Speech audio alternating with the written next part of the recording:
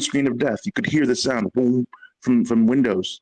Like, wait a minute, is time still there? There's literally nothing, an absence of everything.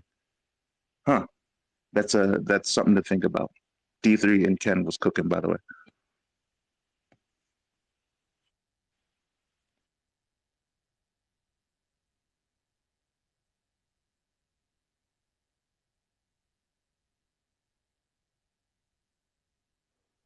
I just want to say that's one of. Oh, is Shane talking? No, I only hear you. Can you hear me, Sheepdog?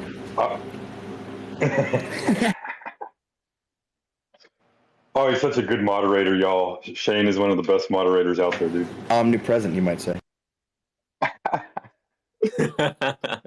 The only guy I know that gets almost as much hate as Witsit on Twitter.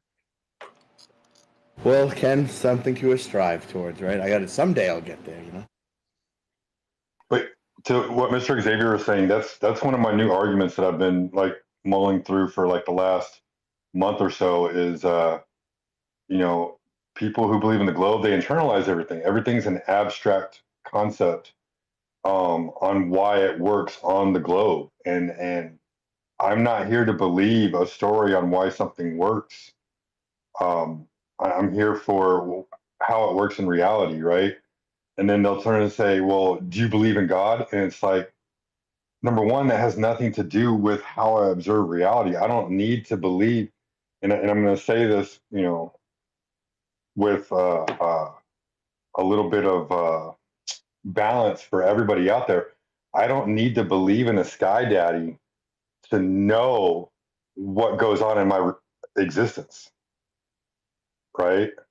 The only reason why I don't even believe in God, I know there's a God because of how intelligent everything is in my existence. There's no way that this could be done without some kind of a creator. It had to have been created.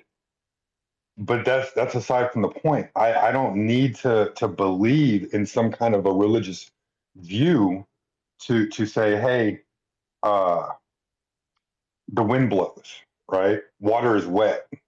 Like, these are all things that we can go out there and experience.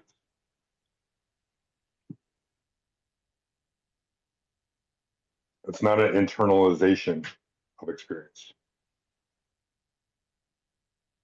Water's not wet.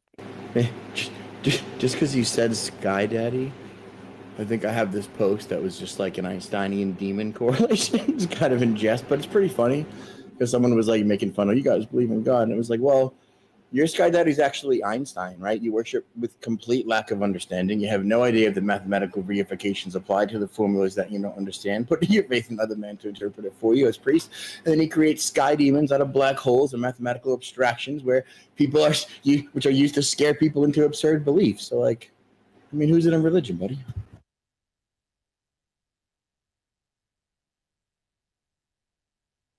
And if we aren't careful, a meteor will come and destroy everything. What's up, Ron Boston Bear?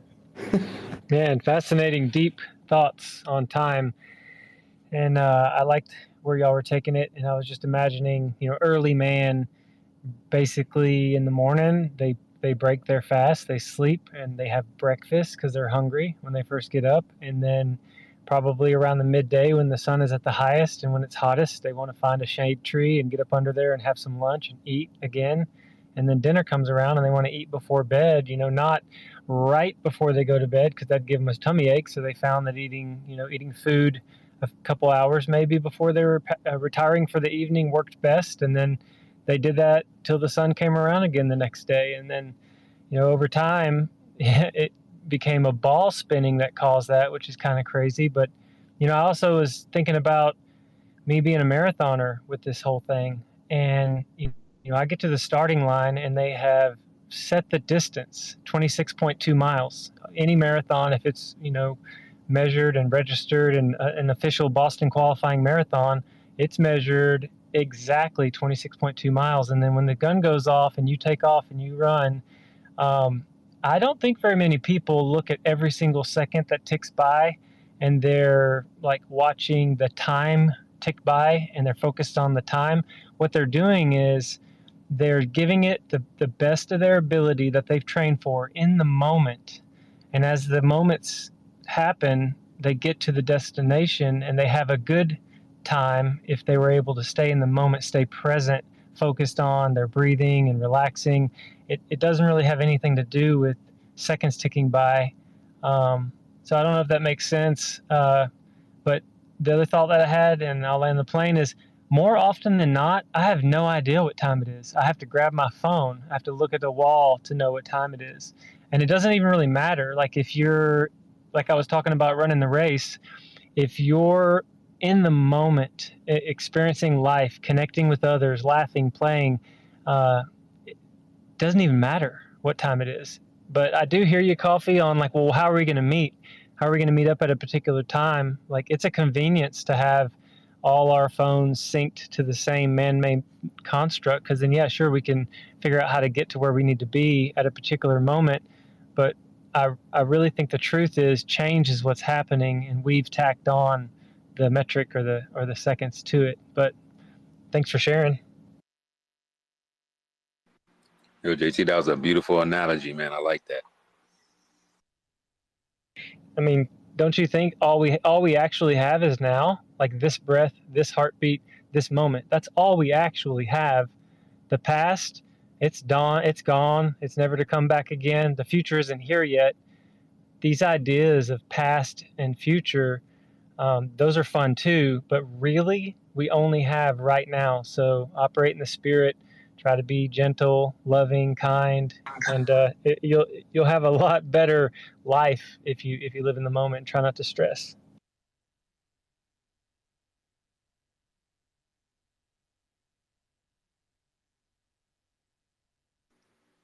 JT, how many miles you put in today? Oh man, I only went 6.2. I might do 10 miles tomorrow, but my hip's hurting me, man. I've got to work on a couple tendons that are getting inflamed. But yeah, we'll get back up into those 15, 20 mile runs before too long. Oh my goodness, 15, 20 miles. I'm super jealous, bro. How do I start like an organization for you to like run for? I'm gonna write this down. No, let's not even get into it. I'm gonna write it down. How do I profit from your exercising all the time? What is it going for? Organization? We going with level nonprofits? Yeah, it's always been like a low-key dream of mine to make us a nonprofit organization. Why don't we just? That's who gets the sponsors, guys. Hello. Look. Let's just be real. Let's just make it a church? Like I know people. People are gonna resist that. I'm out. Come on. The actual paperwork and the laws would much more benefit us if we became a church, but whatever. Nate, I'd rather feed the stray cats than. I feel you. I get where you're coming from. Church would really help you feed the cats, though. Like no taxes, lots of benefits, no government interference, no nonsense. I mean, you know. Who's going to preach? Who is a pastor? Well, you don't actually have to have a church or do anything. You just have to file it. So hell with gasoline draws on is where we're going. Hey, we don't need a pastor. We have a mayor. And a magistrate. That's right. We could charge our magistrate with presenting stuff. We could call it like a sermon, you know? Man, y'all are awesome. I did have something else pending to drop real quick. Earlier when Mila was talking, I was actually running Sacred while she was talking about her dreams and different things. The color, that whole thing was blowing my mind, but I was in bad reception. So I was trying to encourage her, and I hope she's listening down there. If she's not, I was trying to tell her just be her and share, because she kept saying things like, I'm going to delete my account if I say this, and giggle, and she was embarrassed. She had to kind of work up some nerve. But this goes for everybody else listening too. If you've ever wanted to contribute to the conversation, ever wanted to request the mic, but you've been nervous, start jumping on Discord calls. Come over to Ether Cosmology and just practice hopping on the mic there, because that's where I got comfortable. Because growing up, I was always embarrassed about my voice. I didn't want to be a fool or say something wrong. And so me just jumping in this space, which is a huge one, What I'm doing is physically insane compared to who I once was before, how fearful I was about, my own, like who I thought I was in the world.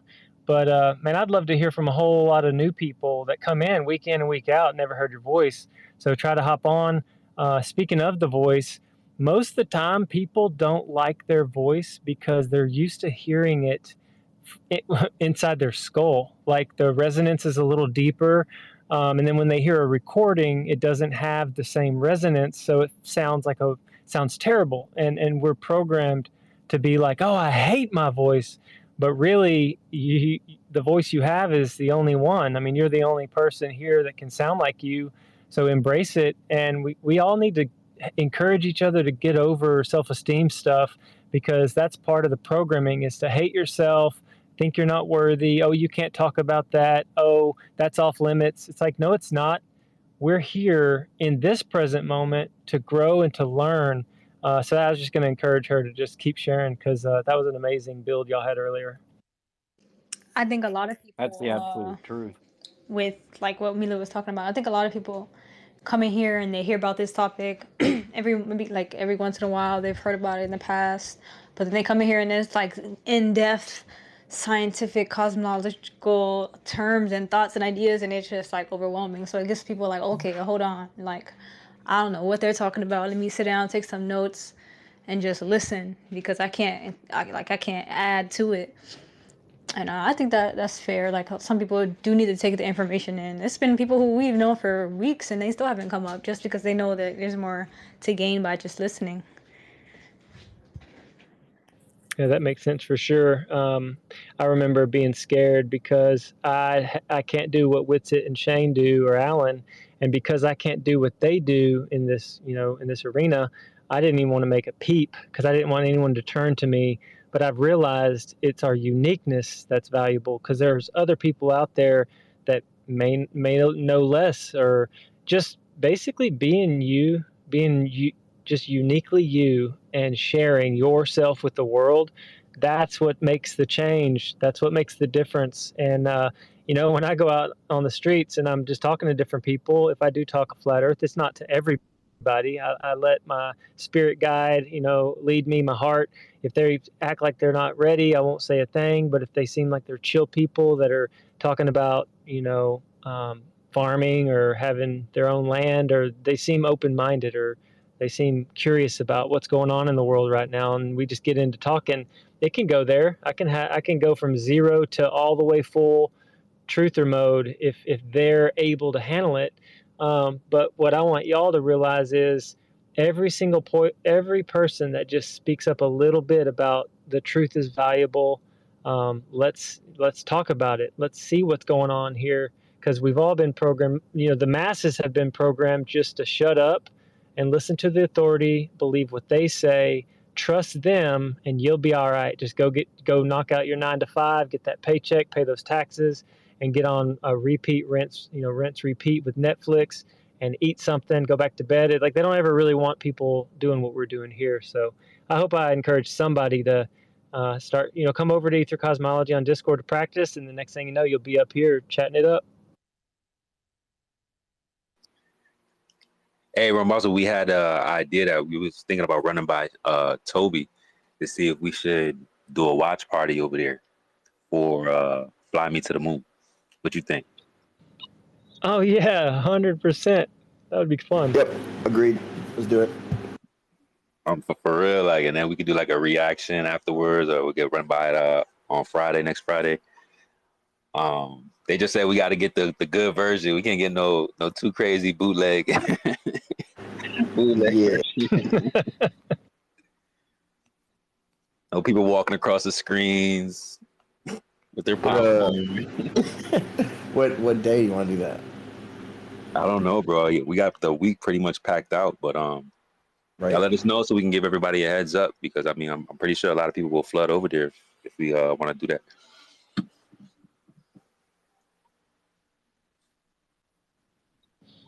Yeah, it was really fun. I know Liliana has her hand up. She popped on yesterday or the day before, and I was like, Lily is in Discord. Oh man, and it was Isn't fun. it great? Isn't it crazy? Yes, I love the cross. You know, we're coming here. Some folks are coming over there. It's fantastic. Ladies and gentlemen, the ambassador, Madam Ambassador. I was about to say the mayor and the ambassador in the same room. Damn. Dude, in the magistrate, this is like all of HQ or something right here.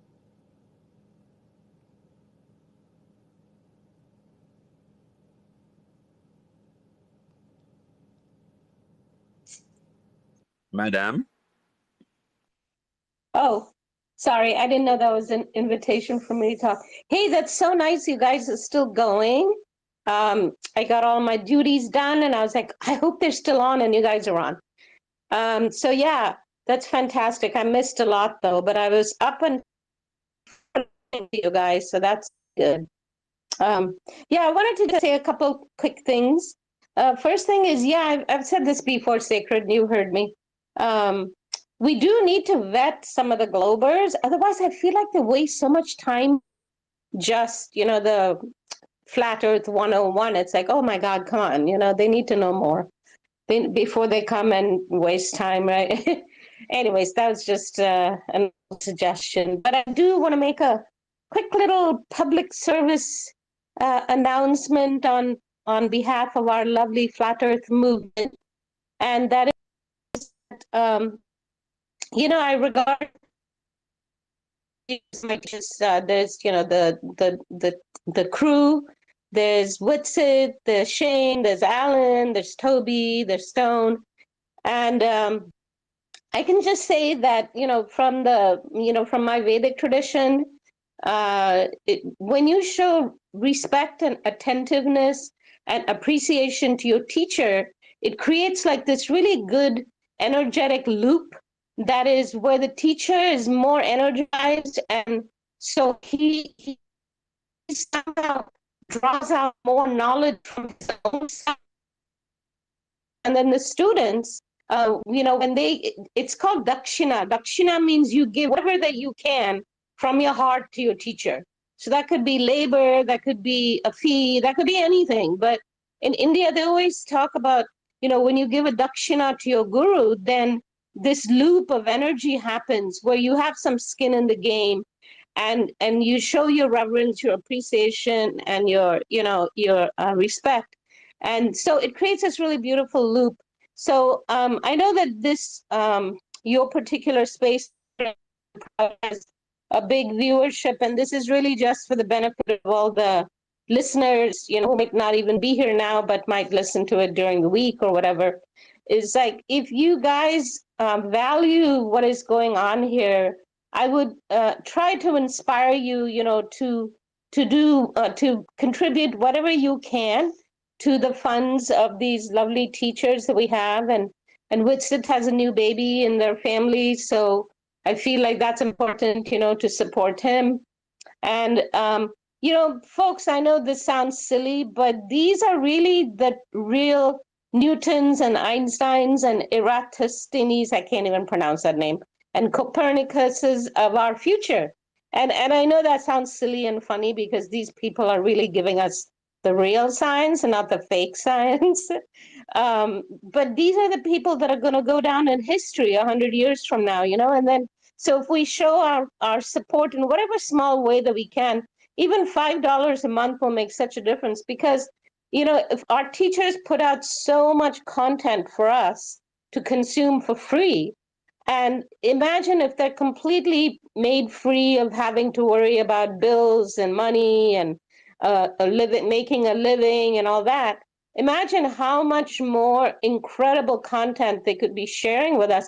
And this is not just for our benefit, it's benefit for all the future, the future generations that are going to come, because I don't think people really realize how such wonderful, brilliant people.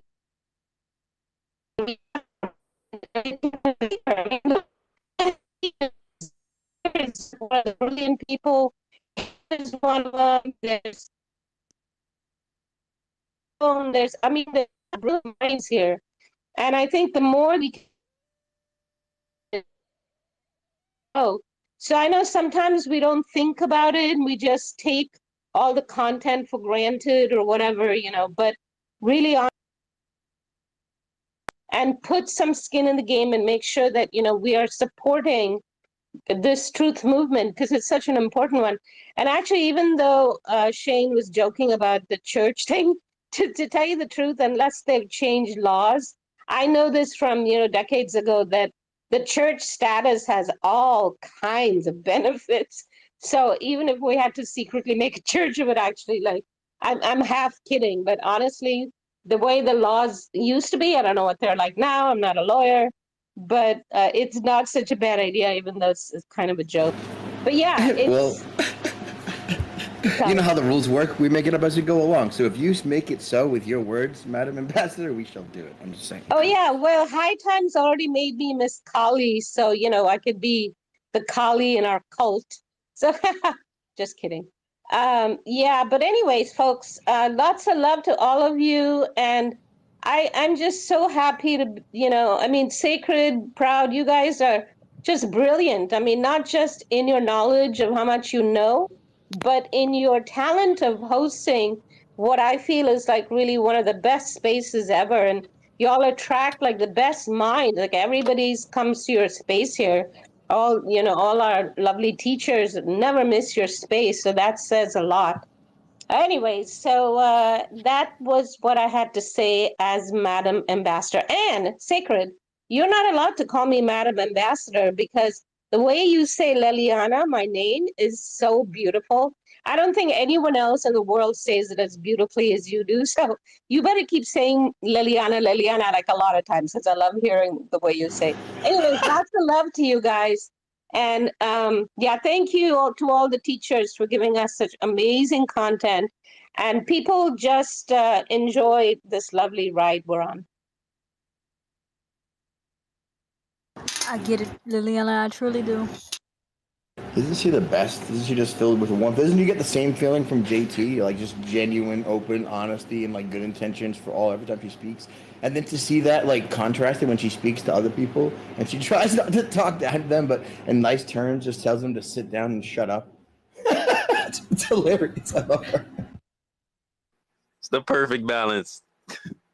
Thank you, Liliana. We appreciate you. I'll be cracking up when Liliana grab the mic, yo.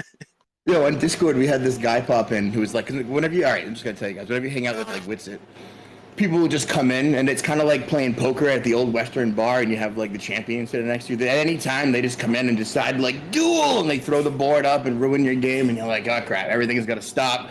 So this chump can come over here and take a shot at the champion, right? So it was this PhD accredited math dude talking about like I think the cosmic radiation background or whatever to just giant like scrupulous details, but he was just like his arguments were he's like I know that what you just said eloquently was correct, but there's a paper that I haven't read that loosely proves you wrong. And he did that like 6 or 7 times. And he would just, every time he made a statement, he would just loosely lean on his credentials and be like, listen, I'm also a PhD in math theory and numbers and satellite data integration theory or whatever the hell he was talking about, right? Every time he spoke, he had a new accreditation. Dude was a walking like appeal to authority. But everyone in there like took shots at him all night, and he was like, yeah, I'm smarter than all you, but Rob, I've learned so much from every one of you that I have homework and stuff. And it's like that's a strange juxtaposition again. But the point of bringing that up was that Liliana, I think, tackled him for like 2 hours and just destroyed him, and it was glorious. Damn, I need that replay. I'm gonna get that for sure. Well, Kali has 2 sides. She is the most terrifying. She is the most terrifying, demon-looking goddess that will scare the crap out of bad guys. But to anybody that has honesty and to anybody that, has integrity and is good and is full of love and is, a person who embraces justice, she is the most loving, kind mother. So Kali she's not a demon. She's only appears as a demon to bad people. So, I think that's kind of how I am. Yeah, so I guess thank God she's on our side then, right? Is my next position. Hell yeah, I would not want Liliana as no enemy. Oh no, them words hurt. You read them tweets. I don't want to be on the other side of that. Yeah, I've been told that I have hurt people with my words before. Because you're honest, and that's the best value that you bring, Liliana. Dead serious. Well, Sacred, that is my main bond with all of you here. And especially, like I've told you this before, is that the reason that I really resonated with your space is that I notice over and over again that you always will focus on how important it is to have the honesty. Because without the honesty, even your brains are not of that much use. There's a story I'll tell you really quickly. There's a king, and he had a minister, and the minister was super, super knowledgeable. I mean, the king could ask him any question, and he had an answer. He's like Shane and Alan and Whitson. They have answers for everything. Anyway, so one day the king asked him, he says, is your knowledge more valuable or is good character, which means having integrity and honesty, is that more important? So the minister tells him, he says, I'll give you my answer in a few days. So then that night, the minister sneaks into the treasury, and then, the treasury has a guard. And so he tells the guard, he says, the king has given me permission. I can go and get something that I want out of here. So he goes and gets some really valuable big jewel. And so then this repeats for 2 or 3 nights, right? And so the guard tells the king the next morning, he says, yeah, he came in and he got something. He said he had your permission. And the king said, no, I never gave him any permission. And then so the guard tells him that again the next 2 mornings. And he says, no, he never had my permission. So on the 4th day, when the minister goes to the king's court, the king says, so the king would always stand up out of respect when the minister walked in, because, that's how kings always respected the ministers. But this day he didn't. On the 4th morning, he didn't stand up. And so the minister says, oh, what's wrong? You didn't stand up. Are you upset with me? And the king says, yes, I'm very upset with you. And he says, this is what I found out. The guard told me so and so. And you've been stealing my jewels and lying. And so, then the minister says, you see, which is more important? He said, I have the same knowledge I had as before, but you stopped respecting me because you realized I had no integrity, no honesty. So, even more important than knowledge is honesty and integrity. So anyways.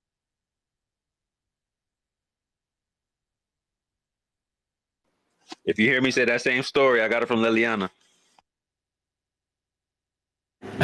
Oh, real quick before I forget. Spread it around, brother. Spread it around.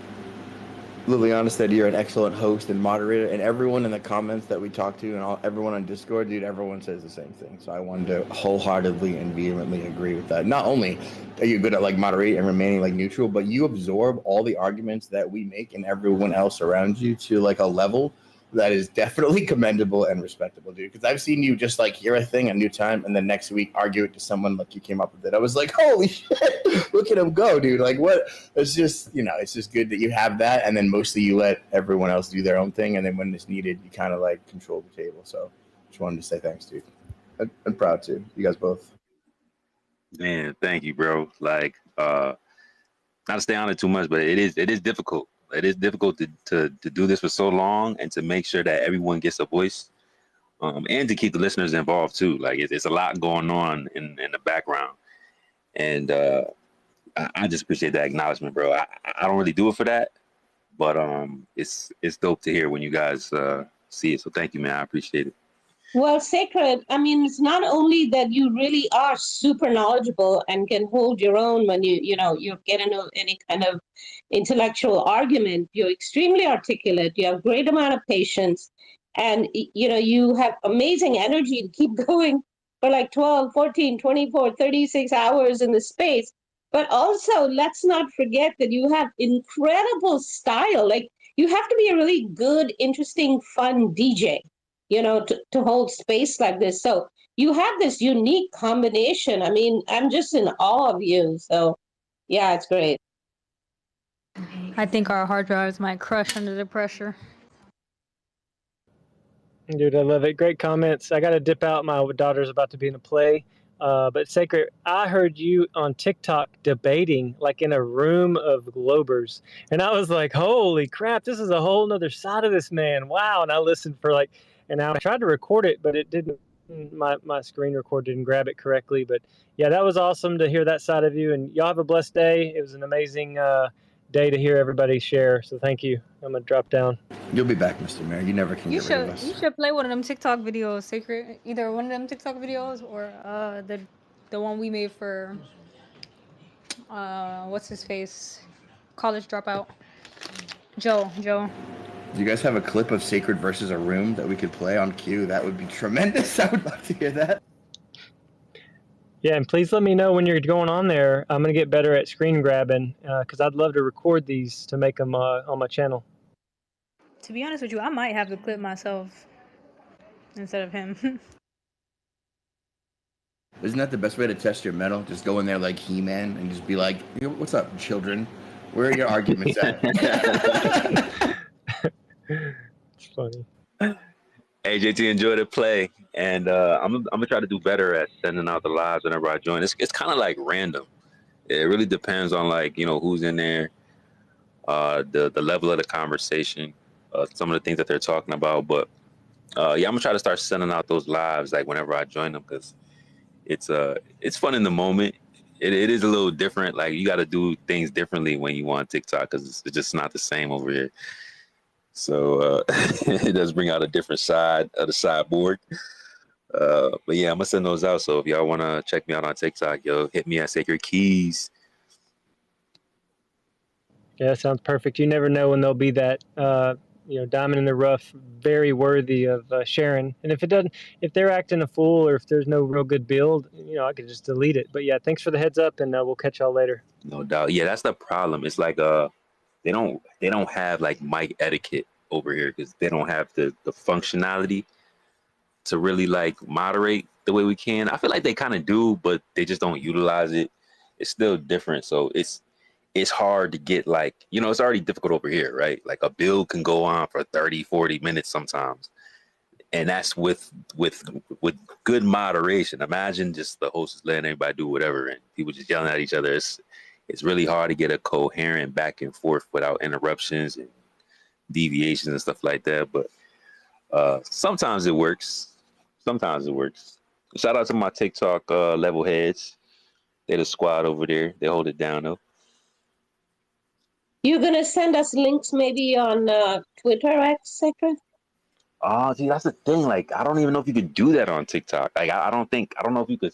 Can you do that, bro? Can you copy a link from TikTok and then paste it somewhere else? Yeah. Wait, so if you're in TikTok and somebody send you a link? No, like can I copy a link to a live and then like share it to the chat or something? Yeah, definitely.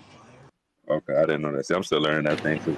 It even pops up in Twitter. It's like, do you want to share to X? It'd be like, yeah. It's like, okay, opening X, making a post, copying the link. Oh, I forgot to add, Sacred, you have such an incredible voice too. Liliana is now at the comfort level where she can comfortably hit on all of us, and I think that's cool. I think that's a cool comfort level. Yeah, sorry, I've always been kind of a flirt. What can I say? I used to get a lot of attention from guys, when I was young. So hey, what the heck? Now I can do it just intellectually. Shoot your shot, Liliana. Sorry, what did you say, Proud? Said shoot your shot, Liliana. Aim for the stars. This is by far the best flirting I've ever done. Trust me. These guys are the best.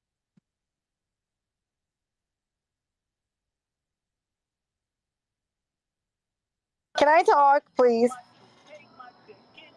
Hold on one second, Mama. I think it was Ken and then you and then Barbara D and I think that was the Okay. Never mind. Okay, sorry. Yeah, I'm gonna be quick. I just wanted to hit on what the mayor there, Run Boston Bear, was talking about. People that don't come up and grab a mic for whatever reason. I just want to remind you, it's kind of important that you do, because if you leave the conversation to the people that, have been at it a while and talk about different things, it can get real deep and real complicated, and you feel like you're lost and everything. And really and truly, if you come up, even if you don't feel like you have a smart question, if you just have a question, period, and you come up and you ask that question, these these guys are perfectly happy to rein the conversation in and bring it back down a level or two, because it's more important that you ask these questions that you might not feel are as important or as smart. It's more important that they can answer your questions about that, rather than talking about, the Sagnac effect, or, the speed of light. But if you leave them if you leave them alone long enough, they're gonna go, it's gonna wind up there. So don't feel bad about coming up and asking questions. I was the same way. Everybody up here was the same way. Even Shane, who is quite intelligent, had a starting point where he had to ask questions. Okay, well, what about this? And everybody's got questions, and not everybody's at the same level. We're all in different grades. So please, by all means, grab a mic, ask a question. If you don't feel comfortable talking, just ask your question and say you'll listen, or, but come on up. Please come up and ask those questions. Excellent point, man. Yeah, dude. Amy and Alan were just talking about this the other day. It's like, you remember how before we used to ask stuff we weren't sure about in private and DMs, and now we don't give a shit and we'll do it in public in a full room on a live stream? It was like, yeah. It's just, we decided that it was more beneficial for everyone, not only to be like, not only no one knows everything, but like to make mistakes and just ask questions, and to not know things is cool. Like all the time, it's like, oh, what's that? I don't know. We learn every day. We learn from each other. We learn from ourselves. That's how you keep learning, right? And there are people in the movement who just decided like years ago, they're like, you know what? I know enough. And they just literally stop learning. They stop progressing. They argue the same things all the time. There's no evolvement and movement in that. The only form of evolution that truly exists is idea evolution. So like when you're working together and you're talking and you can evolve ideas collectively from each other, bouncing the good ones, dropping the bad ones, that's how good things come forth anyway. Hey, speaking of, you tapped out last night, Shane. We finally got to talk to OG Meatball. No way, the one night he came in and got to talk. Yeah, we talked to OG last night. Give you mad love, bro. We was like, yo, Shane, come up. But we was like, he might be like completely AFK. Dude, I knocked out immediately. I was like, I'm just gonna lay on the couch for a second while the intro rolls. And I was like, crap. I woke up. Is they still going? It's Saturday afternoon. All right, let me pop in and make the best of it. Dude, it's so bad. Yeah, it was a cool moment though, because we seen OG like kind of showing love over the past couple weeks, probably months at this point. Ever since rocking with you over there on Clubhouse, so it was just dope, kind of like chopping it up with him and kind of hearing how y'all guys get down over there, and it was just a cool little back and forth. I've been trying desperately to like join those communities, so I'm glad in my absence that it naturally went that way, and that you picked up the thread immediately and made it happen, dude. Thank you. Oh, also, we also had a guy come up in here and cry about your model again, saying he doesn't even have a link to Walter Business model in his website. Oh my God! Oh, funny story. That dude said the same thing. He was in our Discord. It's probably the same guy. Maybe we told him to come here. I don't know if that was him, but like he didn't. I was like, "Have you ever been to my model webpage?" He was like, "Yeah." And I was like, "Did you go to the bottom?" Silence. Did you click on Walter Business Widow Nosy? Silence. Okay, well, all right. Honestly, you don't have to click on his nose. The whole meme and GIF on the bottom is clickable, and it will bring you to his original model. It's like, that got him so mad. How do I know memes are clickable? How was I supposed to know that? You guys told him that, or you found out before? Bro, he was spiraling before we even got to walk him through it, so we just let him just walk off a cliff. We was like, all right, bro, you just saying everything that's just factually incorrect, but okay. Yeah, which it was. I think it was the first time he heard me say that, and he was snorting. He couldn't even contain himself, dude. I was like, "Oh, I didn't show you how it's clickable from his little nose." We almost put a clown. No, I'm just kidding, dude. Like, when I first started this back when, I was just using Walter's model, and we had a slogan called "Thanks, Walter," because it was so helpful for this anti-flat earther to provide us this wonderful semi-working model that only lacked his ridiculous descriptions that made ridiculous proclamations like this is a heliocentric model, and it's like no, it's not. And it became to the point that the only way to show that was to take it away, remove all the stuff, base it on the same data, and like look, behold, no heliocentricity. The funny thing about that model and like say the eclipse battle and the eclipse cycle battle that was going on Death's stream over there is just because they don't understand what observations that comprise the data, that they're not heliocentric at all. They're only observations of the sky. For example, what drives the model? It's like, do you think an azimuth of the sun is exclusive to the globe? And they're like, what? Okay, do you think the direction of a sunrise, the direction in which the sun is, do you think that's exclusive? They take a long time because this is tough, but the answer is no. Right, an observation of the sun and direction is not exclusive. And the next one is super, super simple. Is the elevation of the sun exclusive to the globe? No, that might take a while. The people have told me yes on this. Okay, so this is a tricky one, I guess, but it is no. The direction of which the sun is and the elevation at which it appears to an observer on Earth is not exclusive to either model. All that happens is those two observations are plotted in the gridded network, the graticule of longitude, latitude that puts it in the network, that gets it projected to maps, and that data is displayed on that map and as it is observed on Earth. So that's all that happens. No heliocentricity required, no mass attracting mass Newtonian physics predicting orbits, only modeled ellipticity from Keplerian orbits in math. That's the only thing it is. And anyway. Oh my God, you just reminded me too, right? Hold on, my bad, Barbara. And I see, I'm about to get you in a second, but bro, there was this dude that came in last night that Alan was battling for. How long was Alan going at this guy for? Like 2 hours almost on maps. He could not get past like what was his whole premise? Saying that if we take a sphere and flatten it, there's no 100% way to map. 2D. Huh? To put 2D space on a one-dimensional plane or some shit with the axis. 3D on a 2D. 3D Yeah. on a 2D. Yeah, I feel like he's struggling with what is the downward stereographic projection, right? The Globers get hung up with stereographic projection. They're like, that is the only way to correctly display the shape of our world, which is a sphere, on a map. And it's like, no, that's the only way to correctly display something that is a sphere on a plane. Sure, but the astrolabe in particular, also like the planisphere did this, would utilize the very first type of stereographic projection historically to project the celestial sphere onto a planar surface. That was the map for them, turns out, right? Because all they needed was the astrolabe to determine where they were going. And they were like, how do you do that? Was it celestially navigating? It's like, well, no, they figured it out well before. And actually, dude, I'm kind of really happy to hear Alan argue the maps thing, because that's like to argue each other's arguments is like the height of it, right? That's like the hardest thing. Like to do no research, hear your friend give a presentation, and then argue your friend's point to a point is like the test of right. We do it all the time.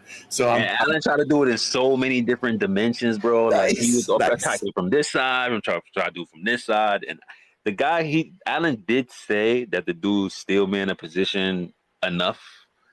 But if he wouldn't just leave the fact that every single map is distorted.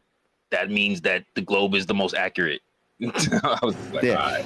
Well, to be fair, like that's like their tenet. If they give that up, then they have to stop arguing anything about maps. And a lot of them are like, nah, I don't want to do that. My limited understanding is sufficient where I can just keep pointing to this map and these lines and pretend they're different and make an argument, right? There's a lot of people. Dude, there are people on Discord whose whole channels are like flight path distance based. Like all they argue is flight path distances. And if they were to realize what a graticule is, how a gridded network projected in different projections makes no difference, and how distances on projections aren't measured in the visual distance scale models, but in the lines of longitude and latitude gridded network beyond them, then their whole position crumbles. And it's like, so assuming these people pseudo-intellectually realize this, do you think they would do option A, admit their whole thing is folly, admit the new position, admit that the whole thing has been nonsense, delete their channel, stop making videos, stop with the people and not enjoy the social acclimates they're getting? Or B, aggressively and prejudiciously pretend not to understand that so they can still maintain nothing with no consequences and maintain their comfort level of everything they do? Which one do you think which one do you think they would choose? Definitely throw everything they ever knew and be honest. Oh wait, no, that's us. Yeah, if they did that, they'd be us. Sorry, guys, projecting.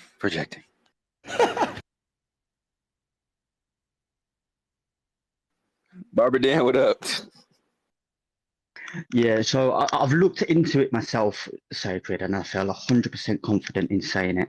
So the going to Antarctica for the 24-hour sun, the final experiment, right? So I've actually looked into it, and again, I feel 100% It's called the confident in not saying final not experiment, according to yeah, right. So we only get a 24-hour sun on Earth in the Arctic region near Norway. It doesn't occur in Antarctica. And the reason that the globe Earthers use Antarctica for the 24-hour sun is purely because it's purposely been set up to fail. If you go to the Arctic region and you find the 24-hour sun, it will fundamentally reveal the true mechanics of it. And the true mechanics of it are this. The North Pole on Earth is actually the South Pole, and the North Pole is south polarized in magnetism. Earth's true North Pole is Polaris. We only get a 24-hour sun in the Arctic region. It doesn't happen in the Antarctic region. It's purposely being set up to fail. They're purposely setting it up to go, ha ha, flat earthers are wrong, ha ha, flat earthers are wrong. But if they take it to the Arctic region, it completely ruins the ball Earth model, completely destroys it, because it reveals that the North Pole on Earth has a south magnetic polarization, and Polaris is the Earth's true North Pole. Hold on, you kind of lost me on there. You said that Polaris is the north, but the Arctic is the south? Yes. The north, right, so we use a compass to find the North Pole, right? But only opposites attract. So how would the north point of a compass ever find the North Pole if only opposites attract? Well, so either the tip of the compass has to be south polarized, or the North Pole has to have a south polarized magnetism. And that is where the 24-hour sun in the Arctic region comes, which would prove that the North Pole has a south magnetic polarization, and that the Earth's true North Pole is Polaris. And you can't escape it. You physically cannot get away from that. That is the true fundamental mechanics of it. well, you got geographic north, the longitudinal convergence from the longitude lines in the North Pole, and then you got magnetic north, which is where a compass is supposed to point, but that's generated from the Earth's moving magnetic toroidal field, and in that case, the compass would only align with the flux vector, so it would change depending on the alignment of the field. That's how you get magnetic declination, which is definitionally the difference between geographic north and magnetic north, and that's how you get the deflection on the compass to determine it. And I think, like, conceptually, we were to model it as our boy D3 was pointing out, would be a whole, I think, an overlapping series of toroidal fields encompassing sort of the cosmos, but what is in reality just, the sky as you see it, and then all the way down through the bottom of the Earth, because there's a series of pressure mediation, which makes sense, which we see, like, when you go to the bottom of the sea, you get that saline level, super salty, where the submarine bounces, and you get things like sky ice, solid oxygen, and solid O in the outer Arctic regions. And I think that you just have this layer of pressure mediation that stops in the midground between 8 miles down, because you can't surpass. And that would be indicative if you have like two double bull magnets, or like even two double bull overlapping toroidal fields with a dielectric plane of inertia in the middle. Then right below that at the end would be the reversal point, where that pressure mediation would start to increase again, and then you wouldn't be able to surpass it. So I think that would be evidence of the southward being bottom below us, and that would be why all compasses point north. I mean, I think. So how does the north tip of a compass find the North Pole, the magnetic North Pole, if only opposites attract? Well, I mean, I don't think only opposites attract. You mean just for like magnetic poles and positive and negative poles? Only magnetic poles attract. Only opposite magnetic poles attract. I can't use a north compass to find the North Pole of a magnet, because it will always repel. I have to use the south to attract a north, or a north to attract a south. So either the tip of the compass is south, or the North Pole is south polarized. To find it, So I've seen you cannot have a north and a I've north. seen a demonstration, right, where they had a line of bar magnets and it had poles, and then they took those same line of bar magnets and then they put them in just like a ball of magnets, and then it wasn't linearized, and then it lost a little bit of magnetic strength, and it became incoherent. I guess is what they call it, incoherent magnetism. And then what they did was they took another bar magnet, and no matter which pole that they put towards the ball of magnets, it was attractive, both the south and the north. So I don't know if you necessarily need a north opposite to the south if you have magnets that are just attractive because they're incoherent. At least that's how I remember the demonstration to be. It is an experiment that I posted on my Facebook page. You probably might not have seen it, but I can use a compass and a clock to find the precise and accurate location of the moon over the Earth with a compass and a clock. And it works 100% of the time, every single time. Doesn't matter where you are on You the ain't Earth. posted on Twitter? It works perfectly every time. Yeah, it's posted. It's on my wall. Oh, okay. No, on Twitter. On Twitter. You said Facebook. Yeah, it's on Twitter, yeah. So I put a couple up in the nest here. There's a couple of images. First of all, like positive and negative is just conventions. It's just, pressure mediation, seeking equilibrium, states of opposing oppositions, like charge and discharge, seeking each other. It doesn't truly matter, except when you're trying to negate it by saying that it only attracts to a pole. There's also like an image conceptually of what a bar magnet would look like tilted upside down and displayed to what I'm showing as the magnetic field of Earth. And then the last one would be an image I took from the primer field, which is literally him wrapping a compass around a bar magnet and then around this double toroidal bowl field magnet in opposition, and the compass is attracted to and repelled to all the same points identically. So maybe that'll help. Hey, I've got a question on this. Barbara Dan, could we use a dip needle in this situation to figure out where the magnet is being, the compass is being pulled to? Because I've seen demonstrations with the dip needle where it's pulling down. So if Polaris is the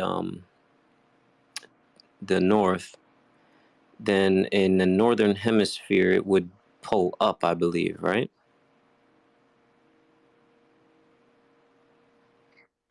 Not necessarily, because on a flat plane, a hemisphere is literally just the dome.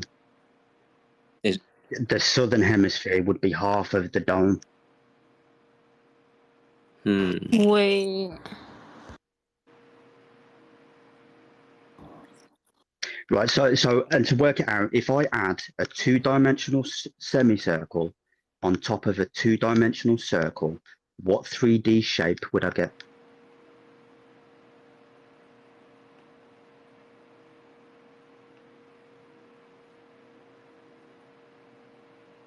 You said laying it on top horizontally or vertically?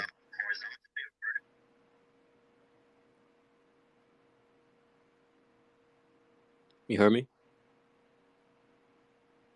So the flat base of the semicircle is laid on top of the flat base of the circle.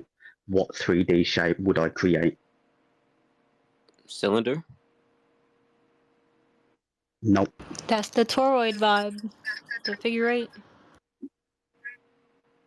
It's the 3D shape is actually called a hemisphere. I'd say it's a dome.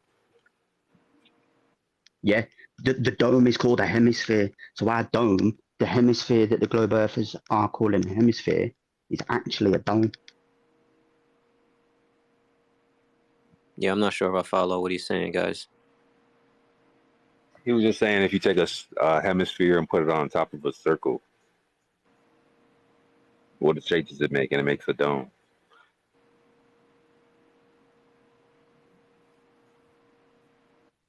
I'll post it in the blue pill, in the purple pill to show you.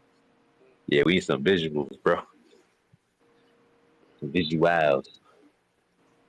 Yeah, so my question is if if Polaris is above and you're using a dip needle, the dip needle would pull up because Polaris is above. So I'm not seeing how it would be different than that if you're in the north. If you're in the south, I guess it would be pulling down or parallel. No, it would be pulling down for sure. Well, it'll be pulling Right, in the posted. direction of the magnetic field lines. Yeah, so whether you're in the south quadrant or the north quadrant, Polaris will always be up. It does not matter where you are on the two-dimensional plane. Whether you're on the northern quadrant or the south quadrant, Polaris will always be up. No, yeah, you're right. Okay. So if a dip needle is pulling down, what does that mean?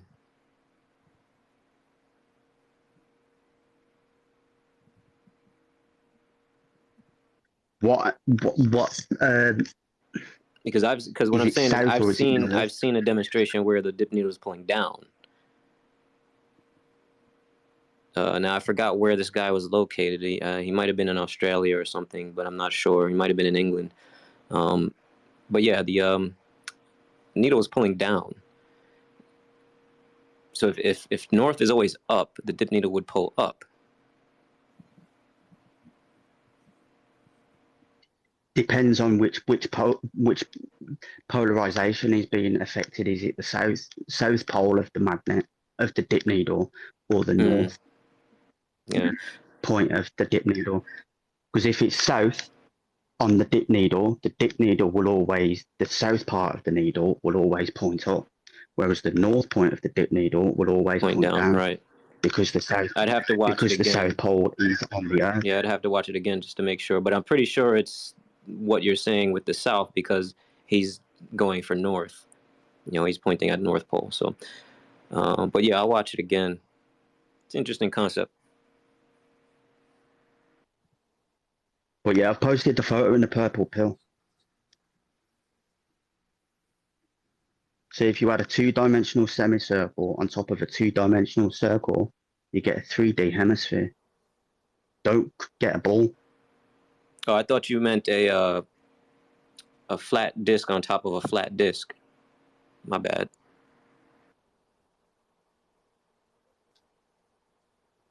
Nah, bro. Do you see what I mean with the photo now, though? Yeah.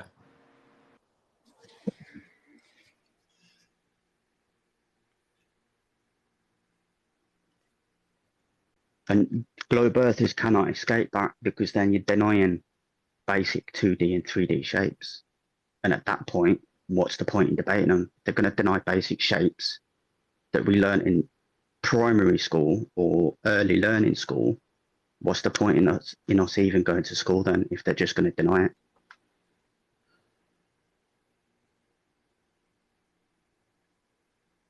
While I take a look at Dan's tweet, we're going to slide to Sydney and Chris. Hey, last call, y'all. We've kind of been rocking for a little bit.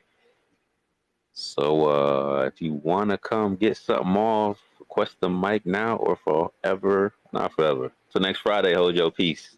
And proud, you ain't been cleaning out this nest. This is crazy up here. What? Y'all destabilized? Oh, somebody slacking? I got you. Oh yeah, I told everybody to grab what they needed, so if it's gone, it's gone.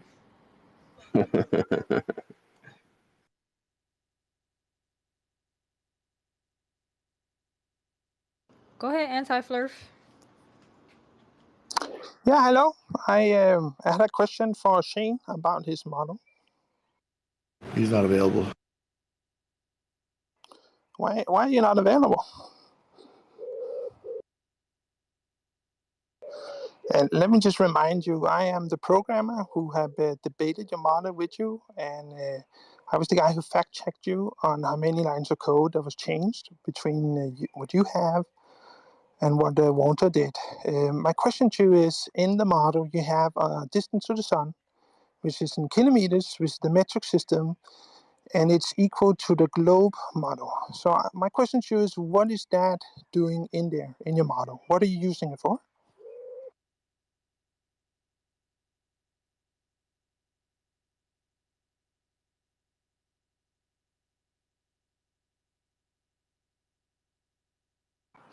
Okay, so it's because you said that you're not running any type of globe model.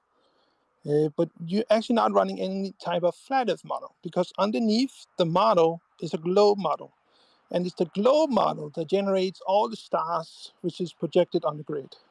So there is no flat Earth model in there. There's a globe model which is projected onto the grid. Would you agree with that?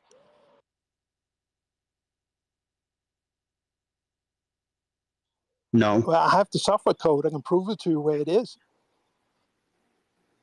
Not available. Right, okay then. Can you explain to me, a dumb flat earther, exactly what albedo effect is? No, I want to stay on topic and discuss the change model. This is on topic because I'm destroying the globe Earth horizon downward curve narrative.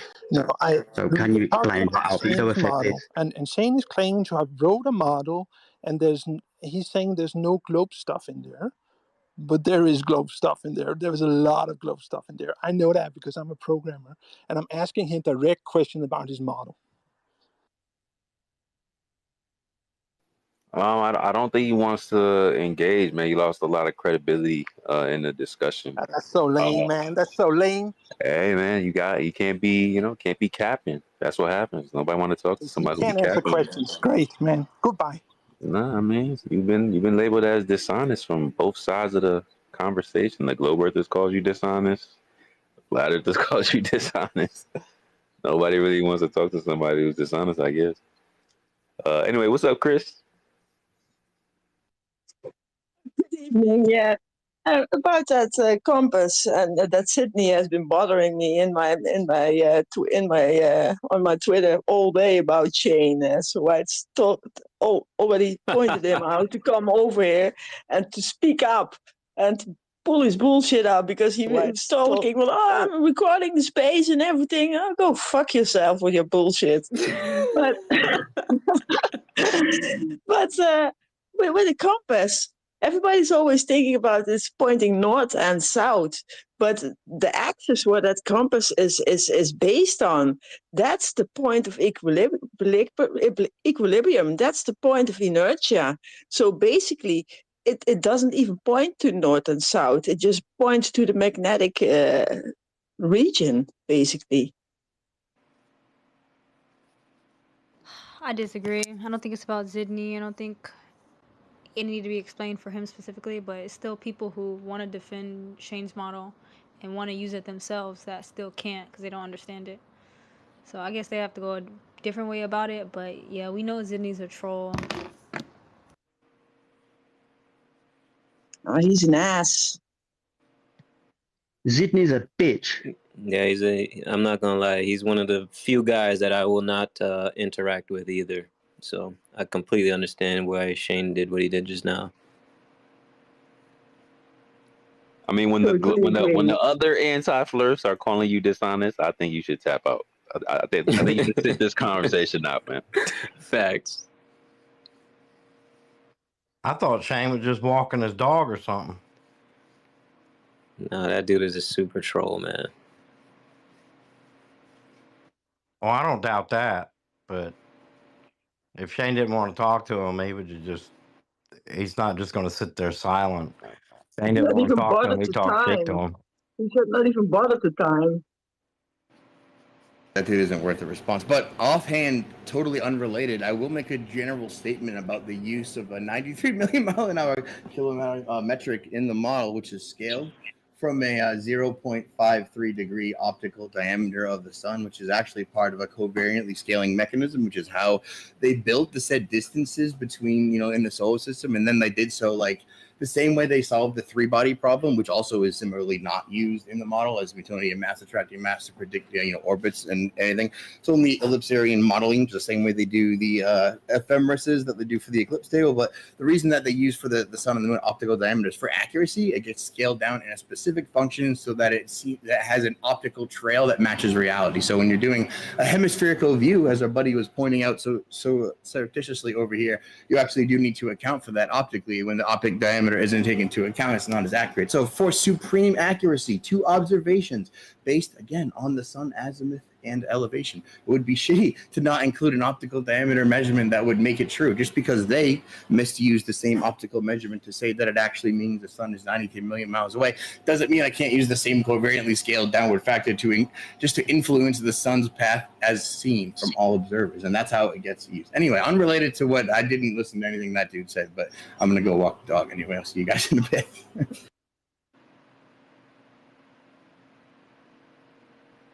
Mic drop.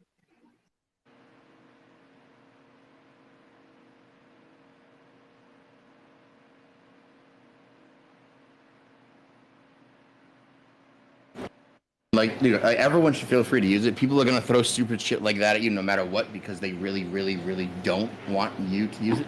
They want you to feel unsure and say, oh, I'm going to get ridiculed for it. That's why I just be like, oh, did you have ridicule? You can go throw that at Shane. Honestly, I don't know how it works, but if you have, it seems to properly emulate all the things that we see from observations of the sky. That's all it's meant to do. That's all it does. It's built on observations. I keep making that part pretty simply. They keep saying it's the globe model, and it's like, oh, is the sun exclusive to the globe? Because you have to prove that it's not using date and time that calculate. Anyway, I've done all that with Walter Bisson back and forth. The only thing that really makes it different is the description. He just claims a bunch of stuff is heliocentric exclusive on the description. None of the code accounts for that.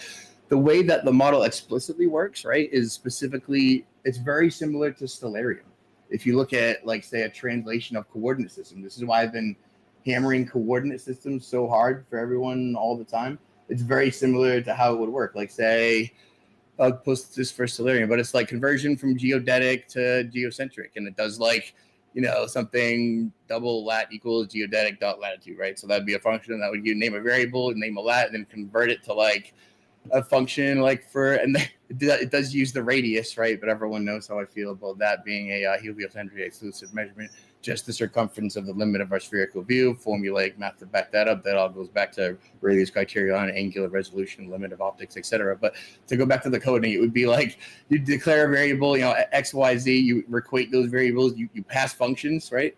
And then it converts those to one coordinate set to another. So similarly, it creates an alt as coordinate system, which is like you looking at the sky, have an azimuth grid around you, and it converts it from, say, celestial in Stellarium's case, or from geographic in this case, and it takes like long lat and it just converts them to a central geocentric coordinate system. And right from the coordinate system page on Stellarium, it says uses geodetic coordinate system for internal calculations to simulate the night sky. Now, the model doesn't simulate the night sky at all. It just has a web of interconnected equidistant dots that's like supposed to represent the night sky symbolically, but there's no constellations, there's no specific stars. It's just a web of dots that are meant to indicate how a South Pole can work and things like that. That is all that is meant to do. So similarly to how Stellarium would convert equatorial coordinates to horizontal, alt as, that's the same thing. That's what the little dome is. That's what happens in the little dome.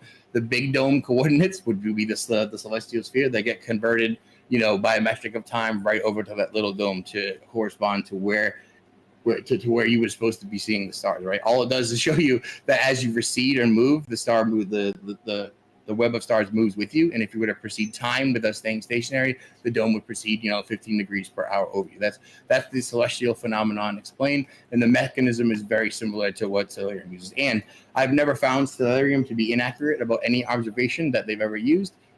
So, I'm going to stick with that. And also timeanddate.com, that's the alt as of the sun, right? So when that rises and what direction it is from every observer within that coordinate system, that's the only thing driving it.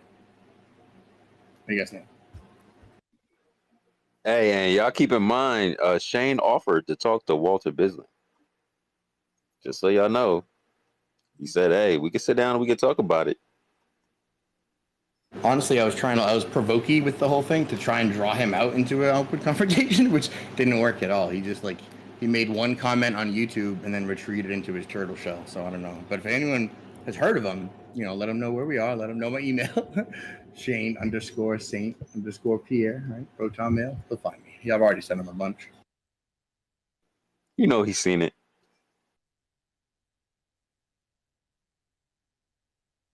Although he might call me Witsit. He seems to address me as Witsit all the time. He just like it happens all the time. It's weird. Hey man, I'm not gonna lie. They be talking to me like that on TikTok too. Oh, you flirts just want to sound. Yeah. You flirts just want to sound so smart with your words, like Witsit. I'm like, yo, what is this? Is that like I don't know? Like, is this supposed to be like an insult or something? Like, I don't. Dude, let's workshop this out real quick. So how much intelligence would it require to pseudo fake an intelligence level beyond my current capabilities so I could in fact trick people into thinking I am smarter than I am in fact without actually being the required level of intelligence to pull it off in the first place? Huh. I mean, I can't work out the math on that one, guys. I don't know. Someone should help me.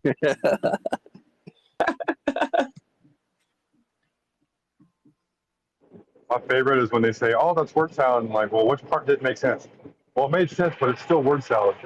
No, all of it, none of it, all of it, none of it made sense. Oh, so none of the words had any conveyed any sort of concept, and it's like, dude, that's so funny when it's like, oh, you mean Purdue University quote is word salad? He was like, yeah. Wait, what? Yo, did you catch coffee with that last night? I feel like it was Ken that had said something to him. Oh, that was me. Oh, was it you, She-Dog? That was me. It was like define stratification. Yeah, here we go.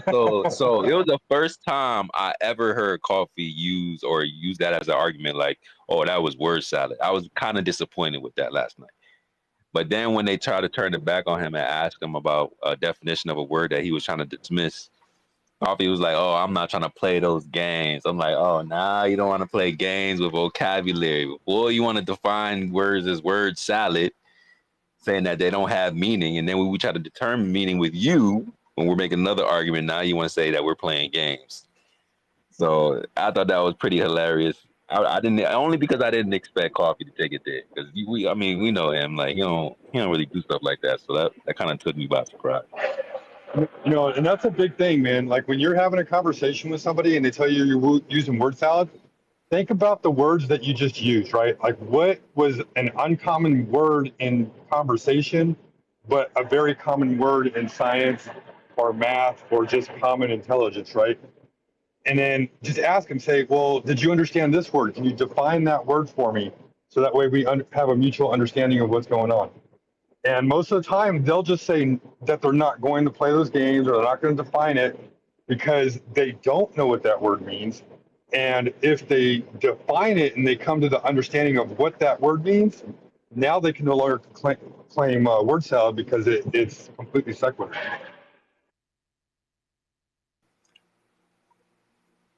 Right, it's like they got to force themselves not to learn the words so they can keep on using the word salad argument to convince themselves that it's a valid usage. It's like, bro, what? Oh, no way. Hey, we got one more, I guess, I don't know, bio seems like an anti-flirf. Prove your flat fairy tale or run and hide like the rest of your flirf cults. Def Claw. Ooh, I love him. Bring him up. He sounds full of refutations and honesty. He must have been the eloquent globe they've been hiding behind everywhere. Yeah, let's see if he could do some damage. Def Claw, what up? Welcome to Stationary Saturdays.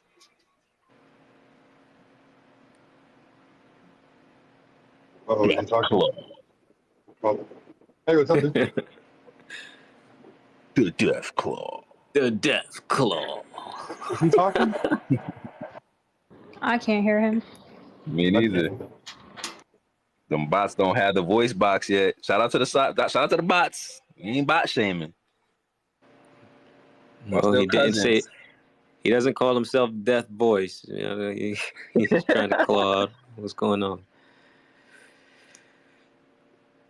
I think I like the globe earthers that tell you there's no way you're a flat earther. I think that's kind of fun. I don't believe in flat earthers. No way you can be flat earther proud. How do you know the globe so well? You're just grifting for no reason. Like what? Well, who? Like who? What? You're way too smart to be a flat earther. Dude, that is the conundrum. Though. They can't say that. It's like why Witsit just soul attacks people now. It's like his existence is like, nah, I can't stand it. Must attack.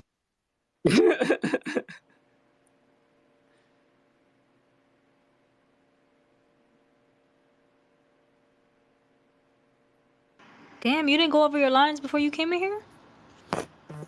I guess not. I mean, you're not gonna lie, it's intimidating as shit, right? A lot of really eloquent, well-researched people talking on things that you don't understand, right? Trying to refute a point that you don't actually only have anything besides a semblance of a belief for. So, like, if you don't have refutations or dogma from the script that we all know too well, better than you, then what are you gonna say, man? Man, if I had to endure the pressure, they do.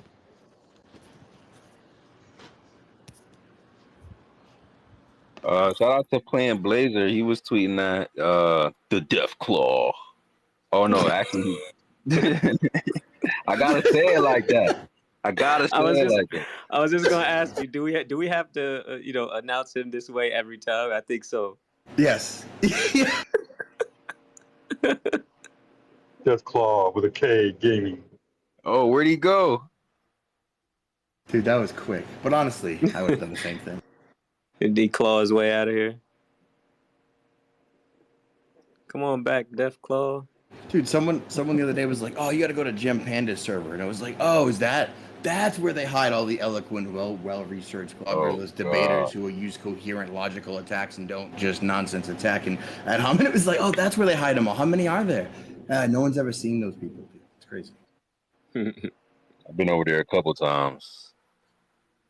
Have you now? That is interesting. What is your take on that Glover Circle Jerk? I mean, totally neutral debate platform. I mean, Jem took my side a couple times of certain arguments. Like, I mean, I don't want to say certain arguments. Like, he took my side when I was like trying not to be censored as I'm trying to answer and make an argument coherently and specifically, trying to calm everybody down from just trying to censor me and shit. But I mean, they still crash out like instantly. You can't make no argument that shatters their whole framework because they just gonna crash out over it.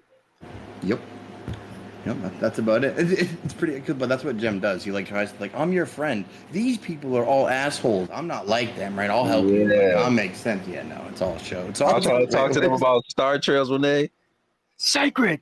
This is a stupid argument. I'm like, damn, bro, chill. It's like, my bad, bro, my bad. Come back tomorrow. I'm like, bro, I'm not coming back tomorrow. But I appreciate y'all for having me. Dude, total. Honestly, when I first had my first like Star Trails presentation, I did it there first. Super funny. It was a great time.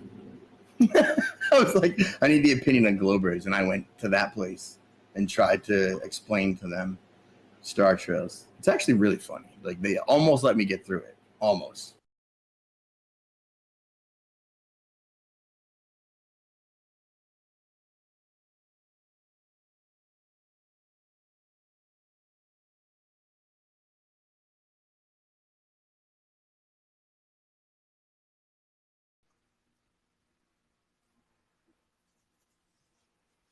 Hey man, look, so it's episode 104. We were testing demonstration opportunities for the Glober versus Flat Earth. We kind of transitioned to Stationary Saturdays, flat bubble fallacies for like 2 minutes before the Globe Earther kind of exposed himself for kind of being a flat earther, but not really. I don't know. We didn't get any demonstrations of Coriolis on a sphere.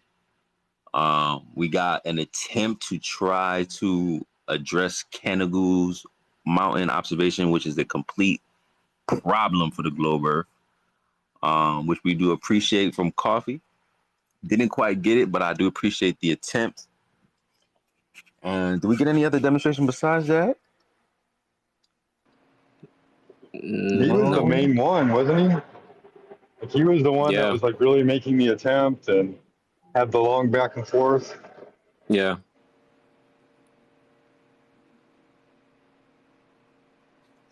Yeah, unfortunately, we got no demonstrations of globe Earth exclusivity. Now they've been telling us they got 2,500 years, everything is all solved, and I thought this would be like a an easy W for them.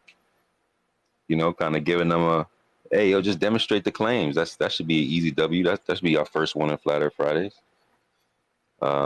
Didn't get that at all. It's unfortunate. However, we did demonstrate the effects of what we would observe as Coriolis. Not claiming that's the mechanism, but just using regular components found in Earth, and we can create an inner rotation and an outer rotation within a fluid-like medium using electric and magnetic fields. So our demonstration is clear, simple, and we didn't get anything from the globe Earth, and that's interesting. Which was spawned from a conversation from TikTok, because apparently I wasn't going to be able to present any demonstrations. And then when I did, and try to see if I can get the same out of the globe earthers, I didn't get any from TikTok either. So I just wanted to exercise and see if this was going to be the same trend over on Twitter. And I guess my flat earth prediction came true. Look at that. 2 W's in 1. And hey, for all y'all that are up here listening and y'all down there below listening, you want to help contribute to some of the research as far as like refraction and temperature inversion at the surface level and the redirection of refraction going upward instead of downward. Please, by all means, like I don't have the mathematical construct to do that. I just feel like this is a big step towards explaining why things disappear bottom up off into the distance. I can tell you right now, right? It's called, and this is what I told you last week, Sacred, to have a look into albedo effect, because albedo effect and refraction occur at exactly the same point and exactly the same time. So a light beam that comes from the sun when it hits the surface of the water is reflected and refracted at the exact same point of contact at the surface of the medium. And the difference in the refraction index occurs between cold water and hot water. More light is refracted in hot water than it is cold water. More light is reflected from the surface of cold water than it is hot water. So to say that anything is refracted from bottom up is bullshit. It's reflection, and it's called albedo effect. Albedo effect is what causes the sun to appear to set over a flat plane, and reflection of the sun's rays on the surface of a medium gives you the bottom up effect. It's not refraction. Refraction only occurs downwards. Albedo effect, also known as planetary albedo, is a measurement of how well different surfaces reflect sunlight back into space. Into the atmosphere, yeah, from any surface. Now, I will agree with that in the sense that this explains how clouds get sunlight underneath them. But I still think the temperature inversion, having hot air below cold air, redirects the light into the more dense medium. And so if you have a surface temperature inversion, which like would happen as the sun moves away, that surface where the sun is over is warmer than where you're at in location. So you're cooler where you are. It's warmer off in the distance. You have a temperature inversion, and then it gives the appearance of the sun sinking into the horizon, disappearing bottom up. But I understand what you're saying as well, Barbara Dan. Like, I think that's a great thing to look into also, as far as explaining other phenomenon in the sky, putting it all together, and hopefully one day we'll have a single. Is that you? Yeah. Right, so what I'll do is I'll send you all of my links that I've got on my account to you. Sounds good, man. That temperature inversion was a new argument. I never considered that. That actually had Coffee stumped a little bit too. That was an interesting concept sheet. Yeah. It just, they always talk about temperature bending downward into the more dense medium. And it's like, okay, if that's the case, then there's probably a temperature inversion going on off in the distance. And that would make sense with the sun. Wherever the sun is, it's warmer there and it's cooler where you are because the sun's not over you anymore. The sun is setting. And so off in the distance, there would be that warm pocket and then a temperature inversion. And then it would create a Fresnel lens that would create refraction and magnification and other effects like looming and stuff like that.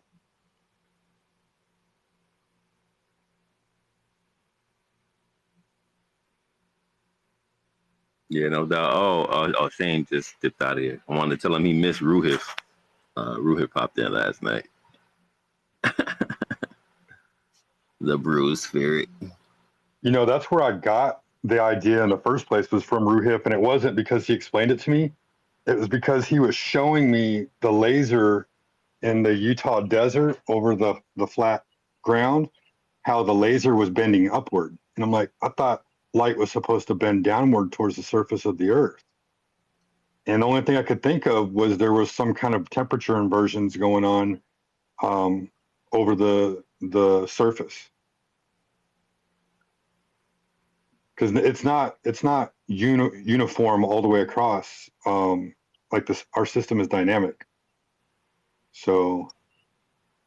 Right. So what they're saying, y'all, is that when we see objects too far, like when we're making long distance observations, they say, whatever you're looking at, even though we're predicting it's behind the physical obstruction of curvature, is being refracted upwards. So you could see that mountain in the distance. You could see that whatever object in the distance, even though it's predicted to be physically obstructed by curvature, the reason why you can't see it is because it's an illusion and it's refracted up into the sky. Right? So what Sheepdog is saying is, based on Snell's law, light is supposed to, according to them, bend towards the more dense medium, causing the image to refract upwards into the sky. Weird concept, but let's just roll with that, right? Now, the thing is, if you have temperature differentials, that can affect the density. So if you have a higher temperature, it's less dense. If you have a cooler temperature, it's more dense. So if you're right above the surface and there's an inversion and it's not necessarily cold on the bottom and it's a little bit warmer on the surface, then it gets a little bit cooler up top, then that light is going to bend toward the cooler medium because that's where it's more dense. Therefore, the light should bend upwards and the image should bend downwards, which is opposite of what they need to happen. Yeah, the exact same mechanics of mirages, but just on a much larger scale. Yeah. So if you believe in the globe and you're a listener and it's stationary Saturdays, whenever you see long distance observations that aren't supposed to be there, you can't believe that they're there. It's an illusion. And that is the globe position. So you got to make a decision. When you're looking at those observations way too far out, when you're seeing these videos on YouTube of people saying, we're taking the dimensions of the earth and we're looking out over water and we can see too far. You are expected to believe that that object that you're looking at is not really there. It's an illusion. If you believe in the globe. If you're a flat earther, you can just know that whatever you're looking at is really there. Like things that we can verify, right? Not talking about sky observations and celestial bodies, but we're just talking about things on the water, topographical land masses that we could see out into the distance. Some of these things, based on the dimensions of the earth that they give us, shouldn't be visible. So when they are visible, flat earthers say that is a failed globe earther prediction. Globe earthers say, no. We could just explain it by using an optical effect. And whatever you're looking at isn't really there. And that's what we get hung up on. And it's It's strange, man. It's strange because you probably would never even think that you would have to believe something like that, right? You know, you've been taught the globe all your life, taught science, you know, all these different type of things. Obviously, we know that there's refractive effects, but to literally look at something that you can verify, like you could walk to specific places, you could sail to specific places and touch those things. And yet, if you see them at long distances, you have to believe they are not really there if you want to keep your spherical nature intact. Strange corner they put y'all in. AFK.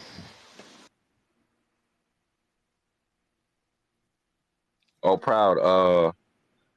Deathclaw Gaming says, I had one question, but I think my phone is shitting the bed. I'll try again next time, guys. Shitting the bed sounds awfully familiar. Think it's a minion? Dun, dun, dun, dun. Interesting. You know, something I've always thought was weird is on the clearest of days, we can see too far. Now, is it clear, or is there elements in the air for refraction? Because if it's elements in the air for refraction, then it's not clear, right? So which one is it? Is it clear or is it refraction?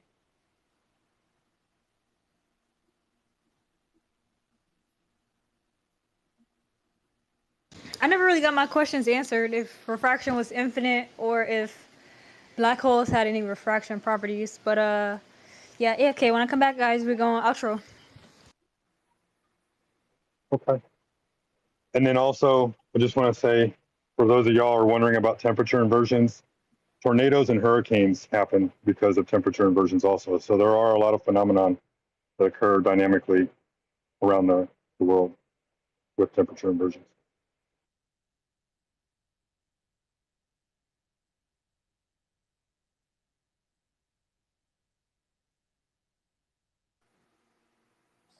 Yes, sir. It might be one of my new favorite arguments. Regulator and said, here's what it looks like without or with refraction, and here's what it looks like without refraction, but he was creating an inverse effect, right? So he was creating refraction without refraction, and he was creating without refraction with refraction. And then Rob, like, dead ass asks him, so basically the air acts like a lens. And then his whole video is about a Fresnel lens. I was like, oh my God. Sacred, proud. I just got back from Radio Shack with batteries. Whew, Hey guys, so I'm talking to my family right now about the flat earth theory right now. Hey Taylor, can you hear Alan? Oh no, I can't. I'm sorry. It's all Sorry. good. It's all good. And we're talking about like Aristotle and stuff. What would you say back to that? Ask them if they knew that Aristotle thought that the Earth was in a geocentric stationary position.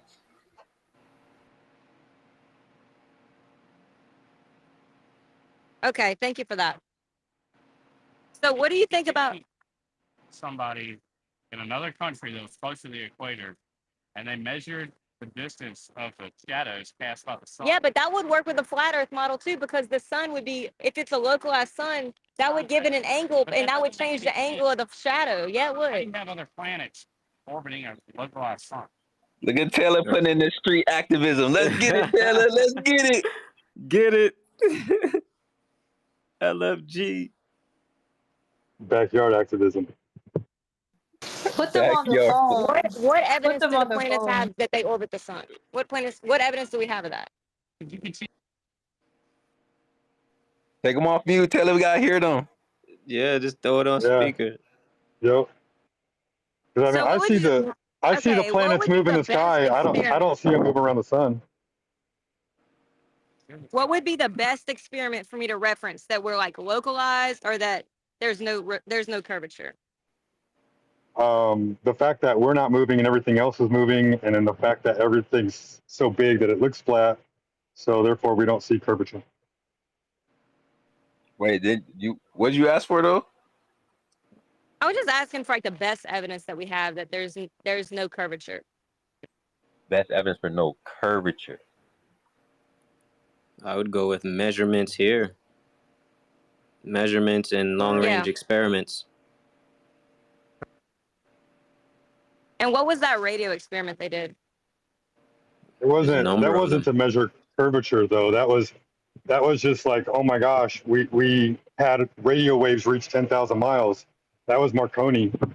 But they weren't trying to measure the curvature of the Earth. They were just trying to set the record for the longest radio wave communication. So, but that wasn't even the longest one though. Marconi sent it 30,000 miles, didn't he? He sent it from Australia to England, was it? It was 10,000. That one was 10,000 miles. I think he also caught the so-called sinking of the Titanic, and that was like 10,000. Yeah. That was like 1,800 miles away, or something weird, right? So yeah, we got radio waves, we got line of sight, laser observations, things like that, and then those are the two I was surveys. trying to. Those are the two I was trying to figure out which one to present first, not to overload. I was like radio waves or laser. I kind of like the radio waves, but the lasers to me is just more optical. Like you could actually see that in a straight line. Yeah, it'd be easier. It'll be easier if you could find those online. Hey Taylor, Do y'all have a video? Because now he's saying he doesn't believe that exists. Real quick, I got a simple one for him, Taylor. So does a gyroscope keep its rigidity in space, regardless of whatever's next to it? Yeah, I don't know if he knows what those are, though, right? I don't know. It sounds like he might be a smart dude. But just keep in mind, they was asking about curvature, though. Yeah, if he can't be that smart if he's saying he doesn't know these that's the laser thing. experiments exist. If a gyroscope keeps its rigidity in space, that means if it was going around a ball, it would have to flip upside down because it's maintaining its rigidity in space. But plane gyroscopes don't lose their rigidity in space. Which means they're not accounting for any curvature. Hey, yo, correct. Taylor, if you scroll on my page, I recently posted just a few days ago the visuals from Eric Dubé, all these visuals of guys, we got to give her a chance to reply, just so y'all know, okay? Like, but go ahead. Oh, I thought she was just waiting to get more info. Go ahead. You were saying something about Dubé? Yeah, Taylor, if you're listening, you can check my page and scroll down. There's a video there, YouTube video for Eric Dubé. It shows all these observations from airplanes. And at the end, if he's curious, it has a few that are using an infrared camera, so he can't really claim refraction with what that guy is seeing in the far distance. Okay, I'm gonna check that out. Oops. He seems argumentative. You should be asking them what their number one belief That's what they're is. trying to find at CERN. Gravity, graviton. But show me one piece of evidence on the nuclear level that gravity exists on the particle level.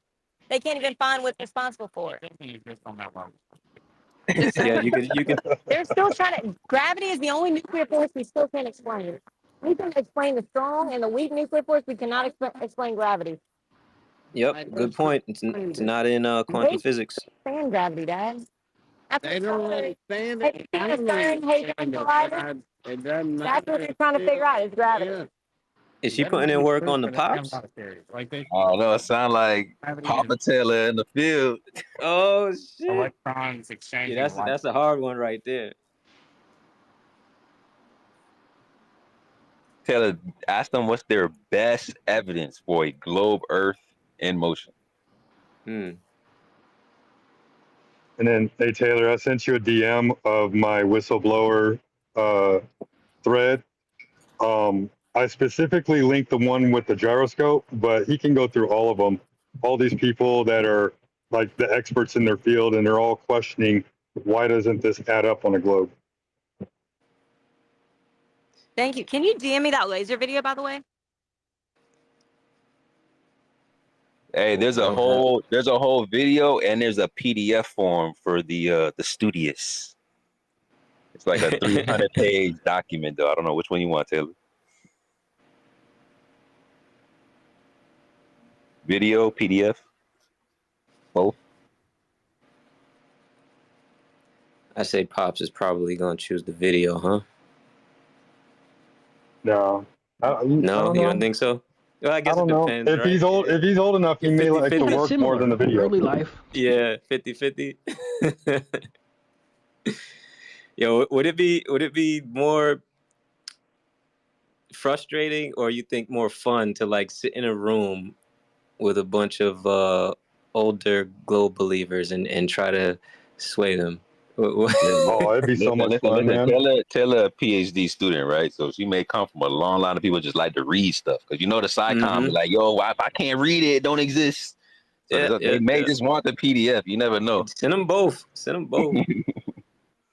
I bet his argument will be, where's the peer review? Where's the peer review? Hello, everyone. Today, I am going to share. Like, we the peers. We reviewing it. How many of you have gone through this with fam? I have not. I've only like told a couple cousins and I just left it at that. Oh, they mess with me every once in a while, but they all know that I know my stuff. Got you. Proud you be going What's through up, it? Proud? Yeah, Mama Proud is a glober. She'll know no better though. It's all indoctrination. I don't blame her. How many combos y'all had about it? A couple. She done started googling shit. I say, and then trying to come back to me. Well, what about what they say about the gravitation? Like, yeah, okay. Secure done tried to flat smack Mama Proud a couple times. Well, I think what got her was Mandela effect, ironically. Wow, that's interesting.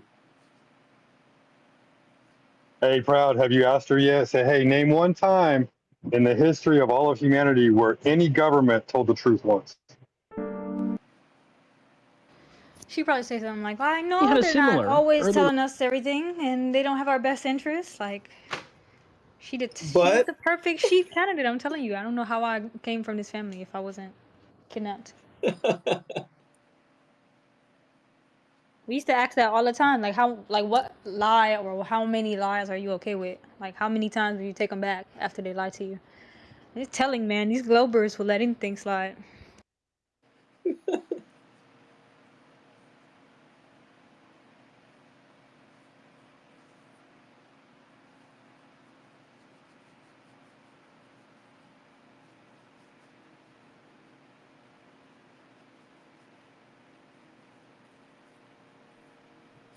Hold on, Taylor. I'm just getting you that info. Thank you. So all of you who've gone through it with fam, what should I do? Should I approach everyone at once with like a presentation? Nah. Or should I like target them individually? Here's what you do, bro. You get them all together, right? And you have a watch party for Dave Weiss and Roseanne. And whoever and whoever doesn't like, start defecating all over the place and all that, you engage with those people. Copy. I just casually mention it in passing, like, yeah, I gotta go make sure I grab this content for my Flat Earth podcast. And then I hit the little side eye and I wait for them to like let the wheels process, and then they'd be like, they slowly turn and then they'd be like, wait, you believe in Flat Earth? As if like it's a cuss word. And then they turn back and then the wheels keep processing and then the steam starts forming, and I could tell that they're thinking of what they learned in their 5th grade science class about Globe Earth, and they're trying to recall with everything they can. What about pause, insert confusion, searching through years of trauma just to get to the other planets? The stutter, thinking, trying to continue the train of thought. Like, it's like a system now that I've learned. Like, at a certain point, if they are at that point, like, you just kind of gotta ask them, like, yo, honestly, tell yourself, what do you know about a globe Earth that you about to defend? Before you get your knickers in a twist, before you bust a head gasket, think about it. Like, what do you actually know about globe Earth that you don't have to Google before we get started in this conversation? And then you can put them in perspective. They'd be like, oh, I don't know, I was just told. Exactly. So why are you defending something that you're just told? And then start to ease the wheels a little bit. Have they expressed concern about your mental? Have they recommended therapy or any sessions? I'm surprised the white men in the coats and the nets didn't come by. From me being in the grass, meditating in the sun and the moon, to pulling out Them Suburbans are telescopes. watching. I got my telescopes outside. Then I got my drones outside, the balloons. Like, they probably thought I Oh, was so a you nut job for a long time. Y'all didn't even know me when I was in my planting era. When I was a plant babe, oh I had the soil, the food storage.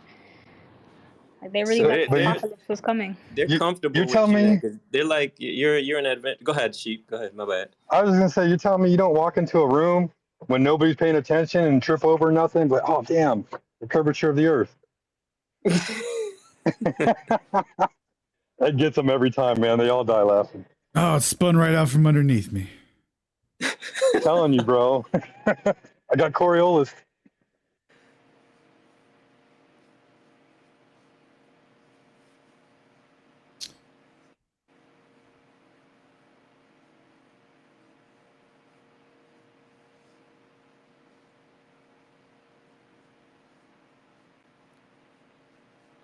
I've tried to bring 2 friends into this group to have this discussion. They both just they won't do it.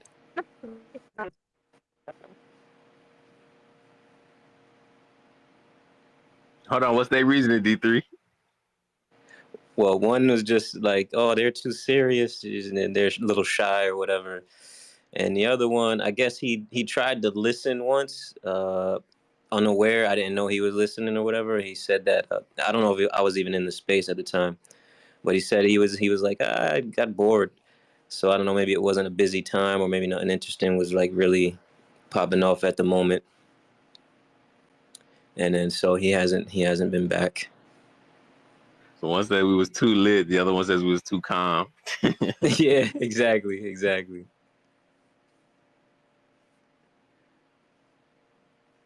But you I'm know, dying like to get that's my cousin in here, but he doesn't use X.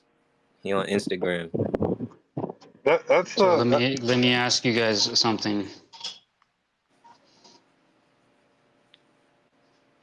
I don't know how I found myself in here, but guess I follow somebody.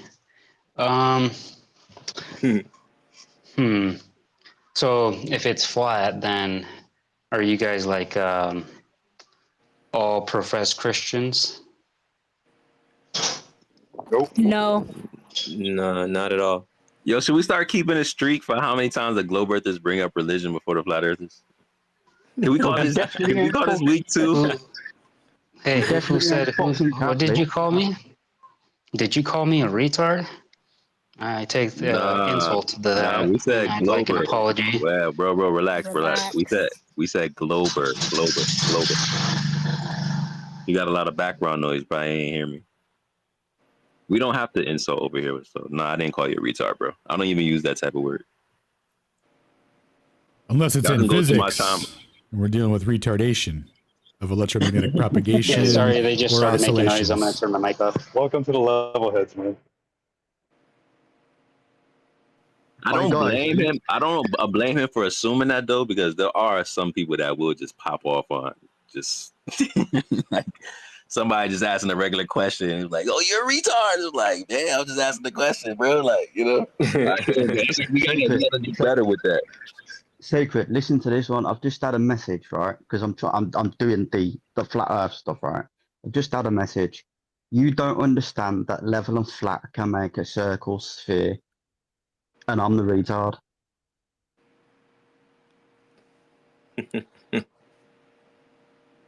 Come on, bro. Level is curved.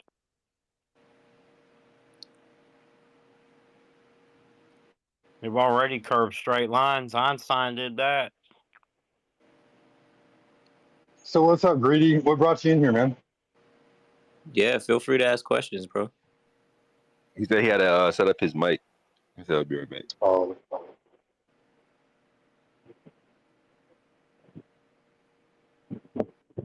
We'll give him a chance. But yeah, D3.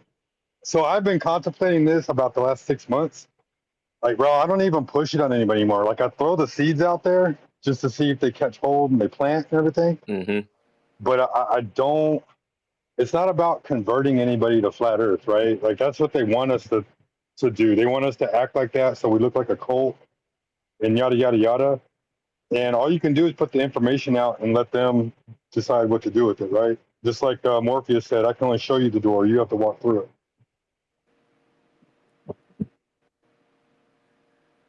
I don't know. I feel like I gotta convert people in my vicinity, like my sister. Like I can't. Like remember when what's her name? Weena? No, what was her name? Mila. When Mila was up here and she was like, I had this dream and now I feel like I gotta tell everybody. I gotta tell them. I gotta save them. I have a dream.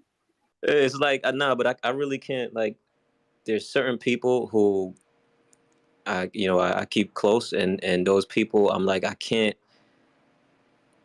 let them just not think about it. Like, I gotta provoke the thought in them at least. Like, I don't need to convert them or anything, but like you said, I gotta put some seeds out there and see where they land and what grows, because I need them thinking.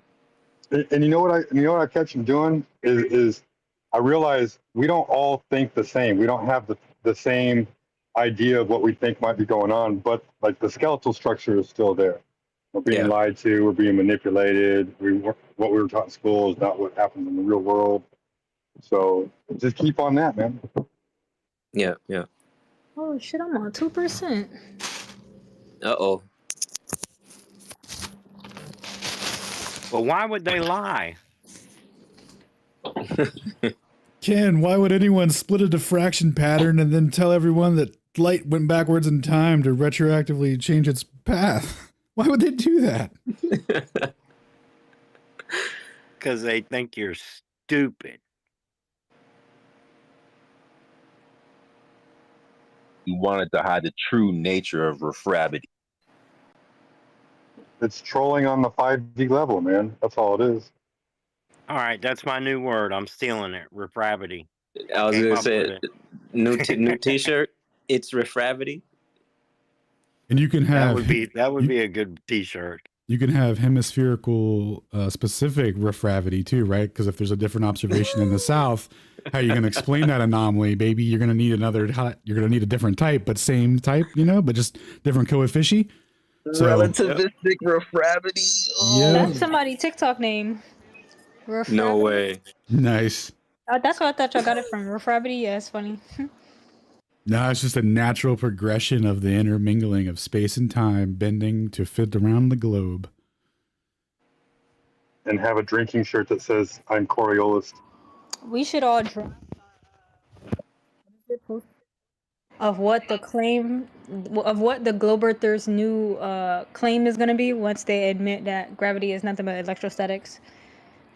We gotta we gotta get in front of it. We gotta say what they're gonna have to concede to, and how they're gonna change and manipulate it after the fact to run from a good idea.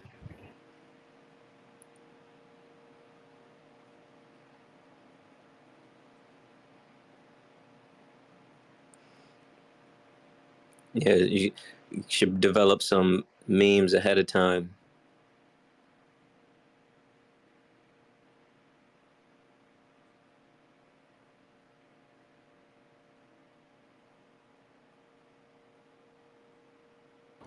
Did Serfdom get stuck in the ether?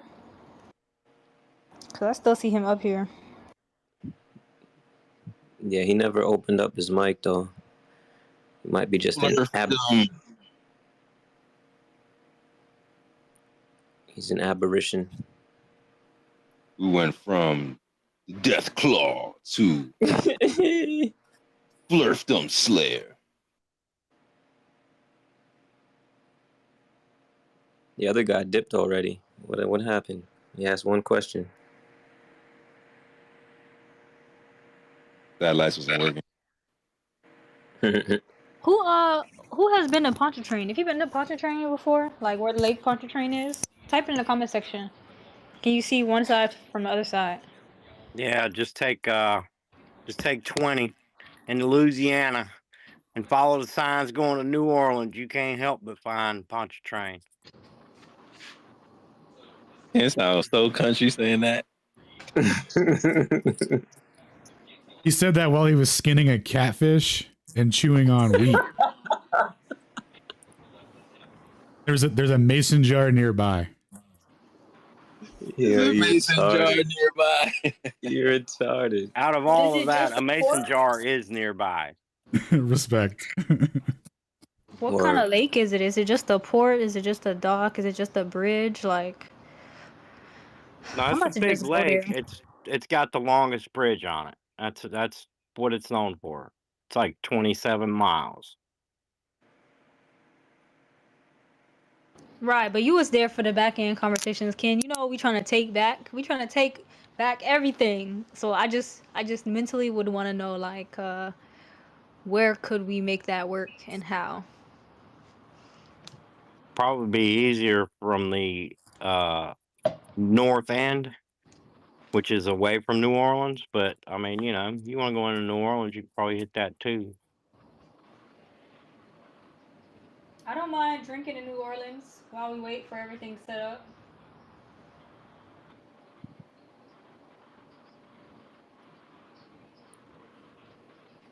Proud, where she go handle her liquor. Hop off my cyborg nuts. See what you did there. But Proud, how would it work on a flat Earth? Can you show a model to scale? You know where Frobity is a thing? That's one thing I've never understood. How, you know, a model is just supposed to be what you build off reality. Technically, that's what you're supposed to do, and it's good for small things. But when you got something as big as the Earth, how do you build a model for it and include everything? You start making assumptions about stuff, and you know, well, if we find something wrong, we'll correct it. Well, why do you have something wrong to begin with? It's because you're building a fucking model. Well, it's mathematics. Little corrections and assumptions and abstract concepts never hurt nobody. Oh, Greedy's back. In what situation does one model demonstrate an entire? What does one demonstration demonstrate an entire model?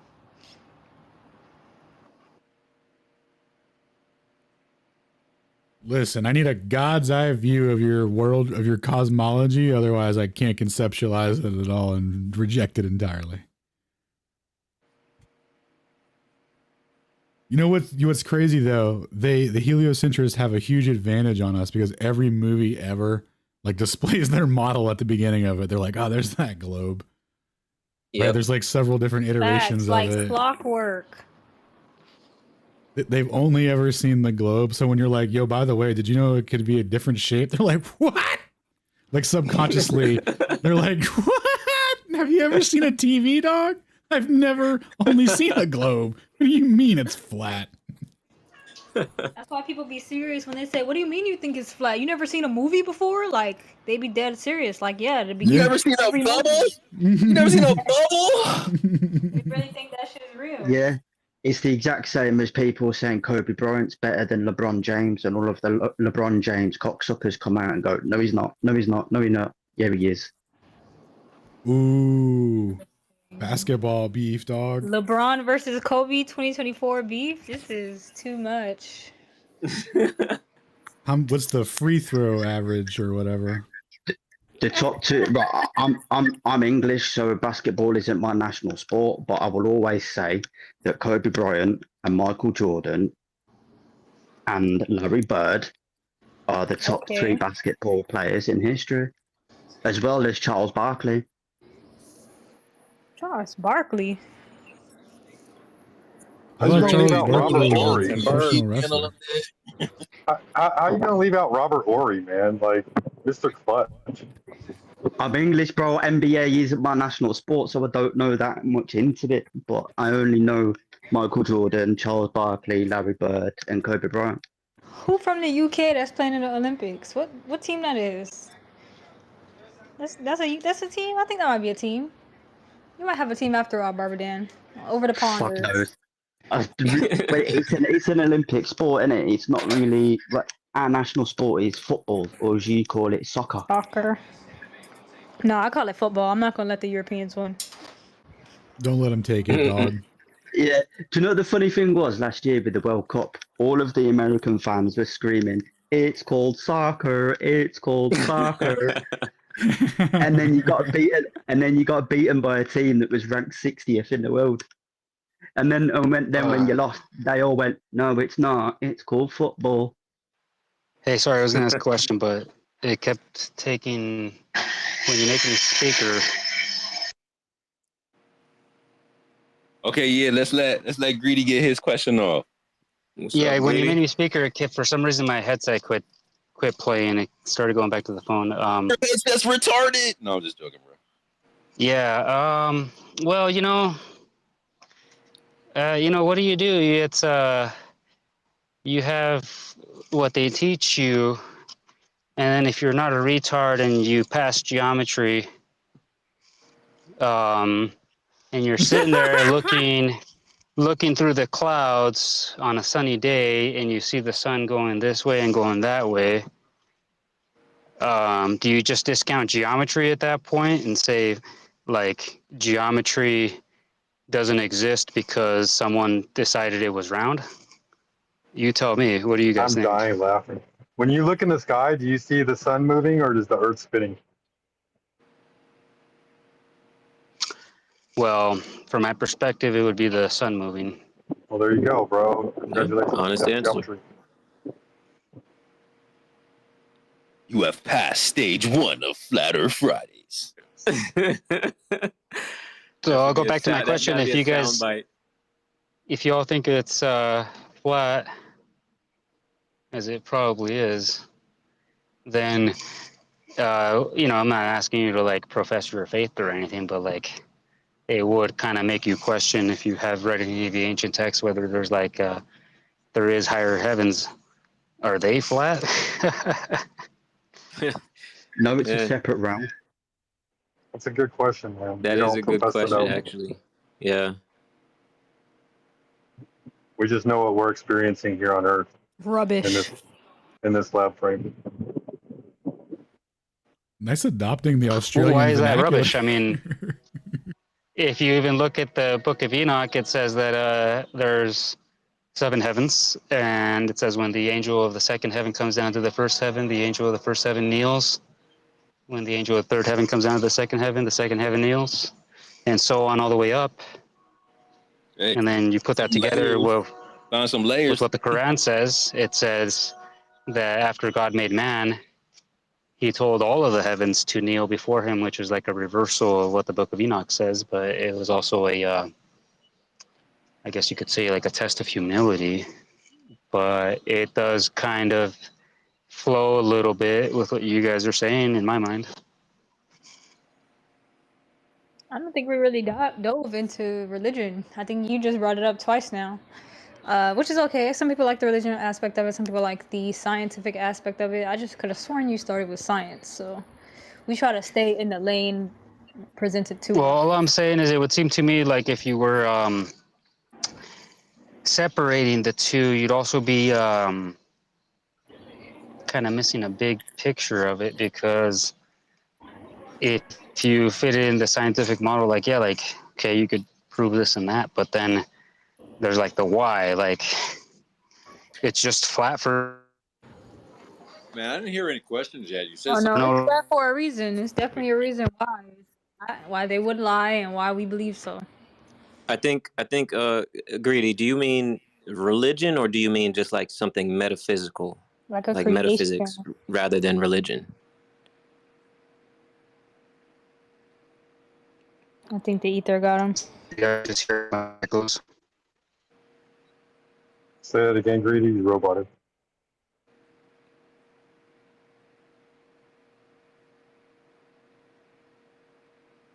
He's caught out there. What again. about Mr.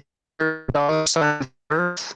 Down the UN symbol. It's like, well, that's the flat Earth. The UN symbol. But then it's also but it's UN flag. What is the UN if not global system. Wait, Greedy can sound like Stephen Hawking at the moment.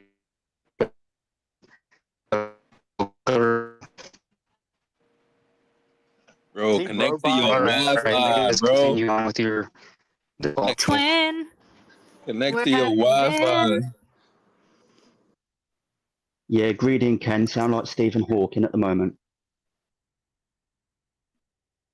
He said there's a black hole and there's going to be radiation emitted from it at a certain frequency.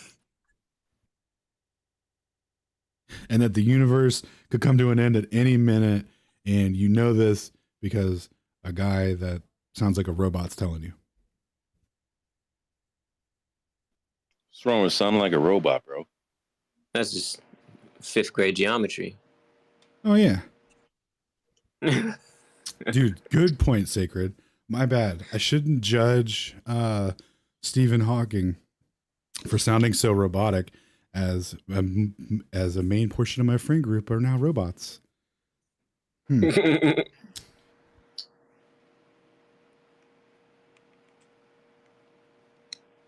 that's Steve's future. Imagine if he got a virus. Yeah, imagine.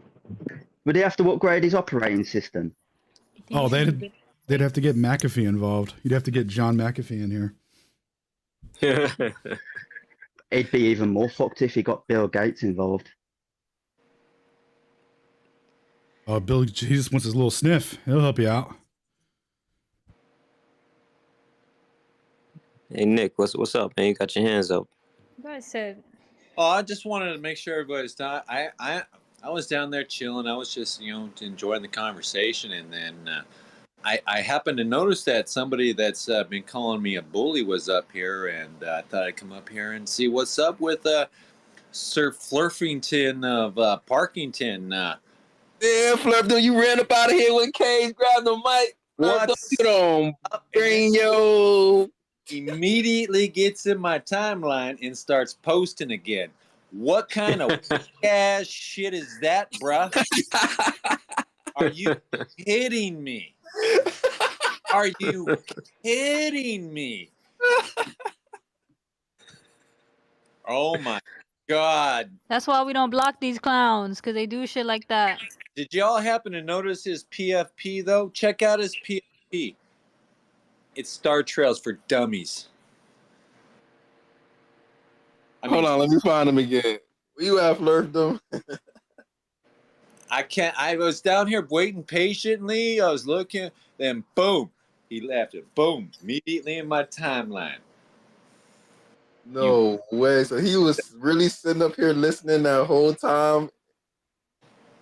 This guy calling me a bully. I'm bullying all the globies.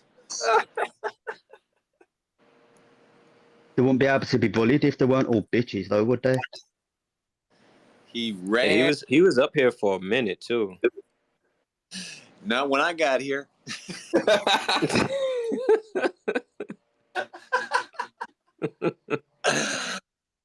Greedy's back. What's up, Greedy? Oh my God, I'm gonna go back on mute. I'm laughing. Big Dad, not Brian.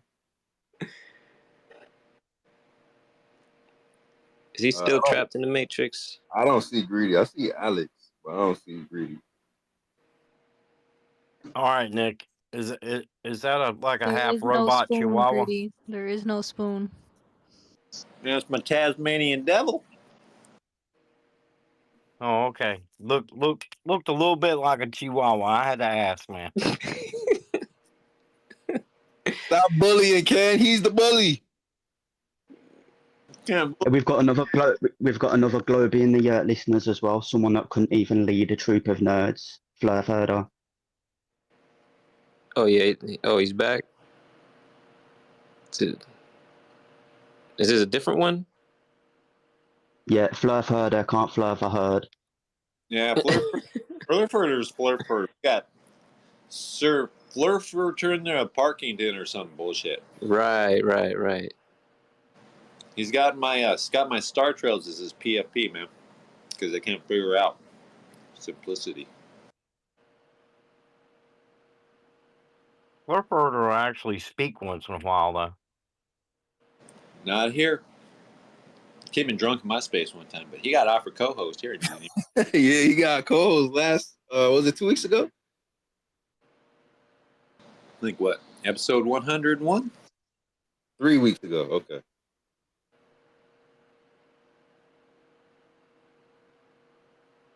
Straight up ran, bro. That's some weakness. Whoa. Didn't even call me any names. It's just straight up. Nope, I'm out.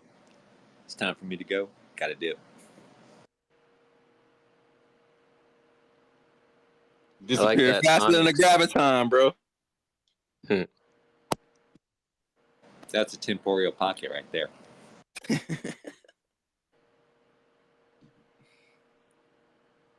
Speaking of those, Shinku hasn't been in here in a minute. What's he up to? Oh shit, yeah, where's Shinku been at? Shout out Shinku. I know he got his last account nuked when I came back from Cyborg vacay. Yeah, I took my man out. Freeze Zetetic as well. Free Brian Sweet 1970. Free Barbadan as well. I got mine account suspended for threatening FTFE. You deserved it, bro. That's true. That's true. I did threaten to burn his house down, to be fair. I mean, seriously, you got to keep that shit to yourself. I'll just do it silently instead then. Oh, if he's not gonna present, then I'm gonna go grab outro. Blurfdom, I know you really is tweeting that, Brian. Yo, you really is tweeting at him. He really tweeted 4 minutes ago, 7 minutes ago. He don't want to smoke. Bro, what is it? He all talking about, I won. It says, I won. Bro. Those guys are the worst. I won. Won what, bro? Get lost. I just had deja I think that vu. we got a visit from all the anti-flat earthers tonight. I wonder what's going on. Maybe they just missed us that bad they couldn't resist. Oh, man, I was laughing so hard, man. I'm crying over here. Hold on a second.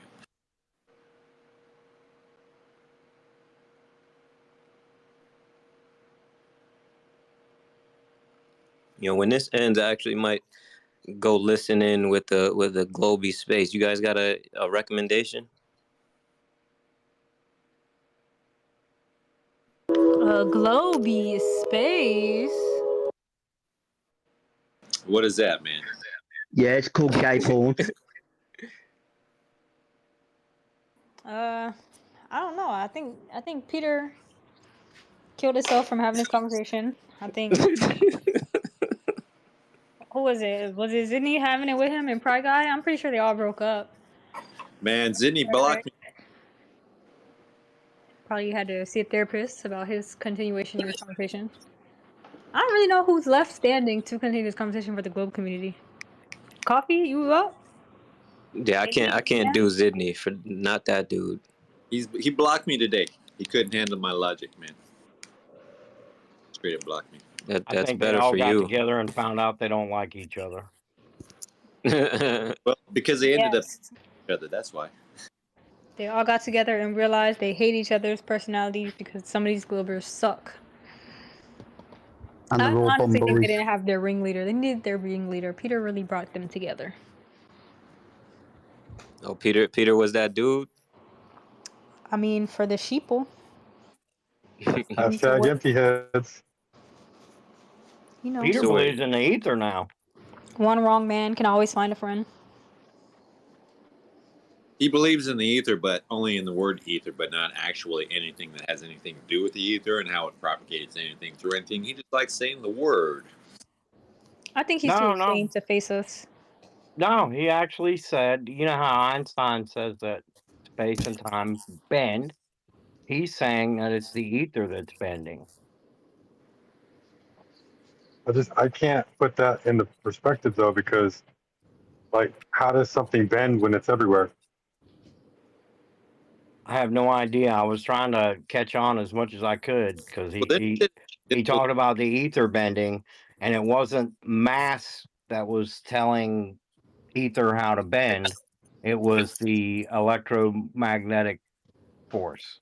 Well, he said everything's the ether, but somehow, some way, we got little dimples in there. So it's basically like, the surface of a golf ball. It's like, so what's above the dimple that you created there? This is no longer ether. Whatever. So who's going undercover to start a new account and lead the Globers into battle? I'll do it. Voices. Unicorn butt plugs and glitter bombs. Unicorn butt plugs and glitter bombs. They know all of our voices. How would we be able to get away with that? Hey, they got AI voice changers. And they all suck dildo Bruce Lee's dick as well. Who's David Haas? Dude, that guy. Haas? It's obviously a globe. Yeah, he got like 800. Hasselblad? HAZ. You said the Earth is obviously a globe? Obviously. Yeah. You learned that in 5th grade too? I was born with the globe above my head. See? Prime example, guys, of how early indoctrination starts. I'm sorry about that. Whose balls That on my worst teabagged you? enemy. Whose balls teabagged you for you to believe that balls were above your head? Someone must have teabagged you. You ever look down and think you're on a globe?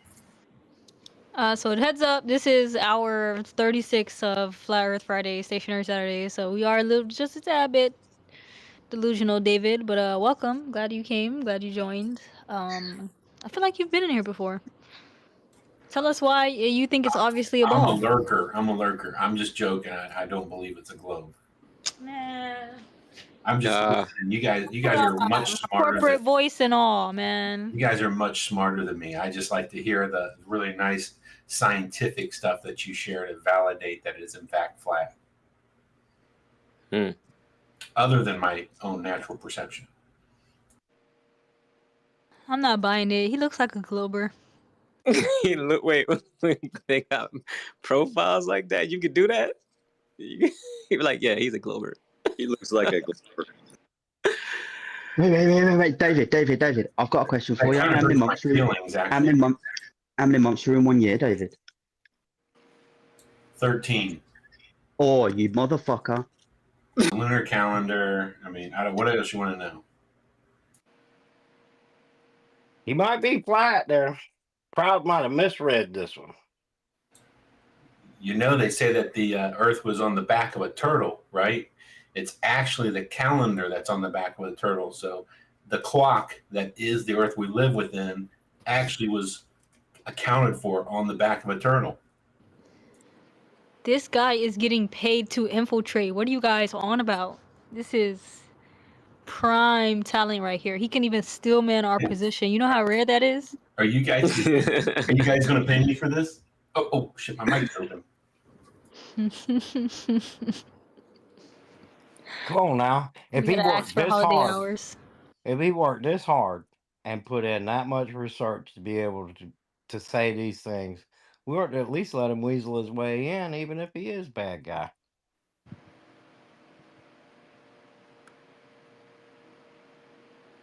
Well, what's your number one thing that made you believe it's flat? 9/11. My first conspiracy documentary led me to 9/11, which was loose change, which made me not trust our government, which made me not believe in the moon landings, which made me do more research into NASA, which kind of led down the same rabbit hole that leads you to the fact that it's just a bunch of liars trying to deceive you, and lo and behold, Earth is flat. No, you got busted right there, bro. That is not a flat Earth argument. Lo and behold, that's an anti-flat Earther. I don't know. Everybody starts somewhere, right? I'm a lot older than you, probably. So what about the Earth, though? Like we didn't hear anything about the Earth in there. No, I'm just saying I started down like 9/11 is kind of young, a path though. of not believing everything you're told, breaking free from the indoctrination system, right? Like everybody has their point. My point started back with 9/11 because what was your thing about flat Earth, though? Like we all thought it was being a stupid. demolisher around that time, like a building. I doubt it, bro. This is an old people's home as well. And watching 9/11 fall, and you're like, yo, ain't no way that they're trying to tell people that shit happened on accident. Like, imagine being around that time and that being your first red pill. Like, oh shit, like these people are lying. Like, you have the credential in that field. You are physically out there knocking buildings down on a daily, and then you see the Twin Towers fall, and you're like, oh hell no, that was done on purpose. I think that would have woke a lot of people up. Yeah, I was in the army. I believed it for 12 years.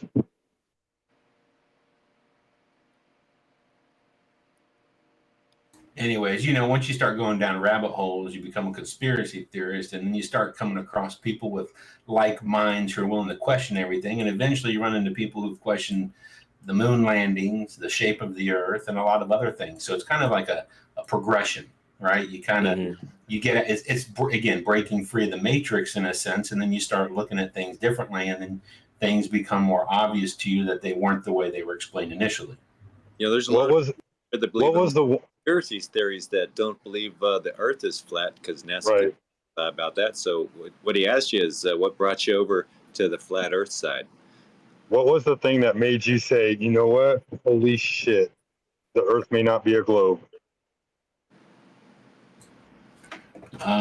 Probably Eric DeBay originally. A lot of the tests on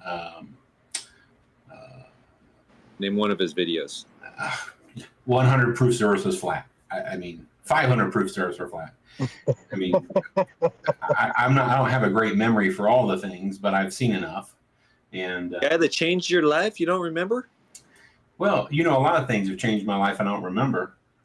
I don't know. How do you know they've changed your life then if you don't remember? We're just teasing you. Like I said, we've been up for like too many hours. It's okay. I was gonna let everybody get their last round in, even though I'm pretty sure Sigurd's about to knock me upside my hard drive. But some people want to say some more things. Yeah, Dave, you got any questions for us? I got one thing to say when we're done. I mean, you came up and grabbed the mic. What's up? Bitcoin got his hand up. Yeah. I was just going to say, I only opened up mic because you said you needed a globe imposter, and I figured I'd probably fit the bill well. Yeah, you should. What we need you for is to start a group, handling spaces and rally the troops to come discuss this with us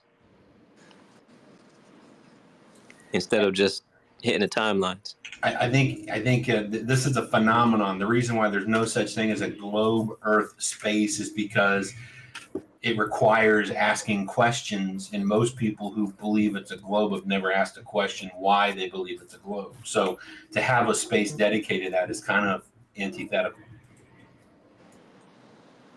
Fair point.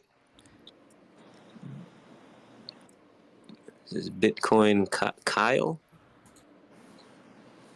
Chandler. Good morning, world. What's up, dog? Hey, yes, I am Bitcoin Kyle Chandler. I am a leader in this crypto community. I am also a man of God. And I also believe in my heart that, we're not on a ball. But I can't. I mean, I obviously have never gone up there and looked. All I see is a bunch of videos of people trying really hard to prove that it is a ball, which makes me feel like it's kind of gay and fake, Super fake and gay. Right? I mean, why the fuck are you trying so hard? I came up here just to reiterate a point from the last time I spoke to some of you. Religion is a crazy thing, thinking about one specific thing as a god. But there is a story in the Bible about Adam and Eve eating an apple from the tree of wisdom. And, she turned into a sinner, and she made Adam eat it, and he turned into a sinner. To me, what that means is they had a chance to have a happy life from the beginning, just like everybody does. And now we're taught that there's more in this world. And we seek out our own knowledge, we go down these rabbit holes, and we poison ourselves with knowledge so much that we feel like we must poison other people, so to speak. And it is essentially what I hear half of the people that have spoken say, I must tell other people. You know, life is, I don't understand why we're here. It has a lot to do with frequency. In my heart, I feel like it's just frequency. It's all vibrations. And it doesn't matter what we try to do, we're only going to reach a certain amount of circles, you know, whether it's a family circle, a small circle of friends, or we can get on these social media platforms and try to build something bigger, right? Like what you guys are doing, right? You know, life is so short, man. Why not enjoy your days? Your heart only has so many ticks. It only vibrates so many times. You're going to spend it trying to disprove something that's just going to get overlooked by the next generation. That's a fair point. I think some of us are kind of seeing it in a opposite light, right? Whereas finding truth is important, and passing that on to the next generation is important. So yeah, I think it's an opposite perspective. I hate to stand up for the bad guy, but what if they already know why we can't have certain knowledge? Like, why can't we go out there and actually talk about, you know, the real things like lifespan, the frequency, and how frequency is in nature and everything. You know why? Because there will be like some kid who thinks he's a mad scientist and creates something that just melts the entire world. And then we start over again. Tartary 2.0. I get that. I don't think Yeah, what if everybody should get all the keys to humanity. what if there's something out of our control that happens and kind of takes us out anyway?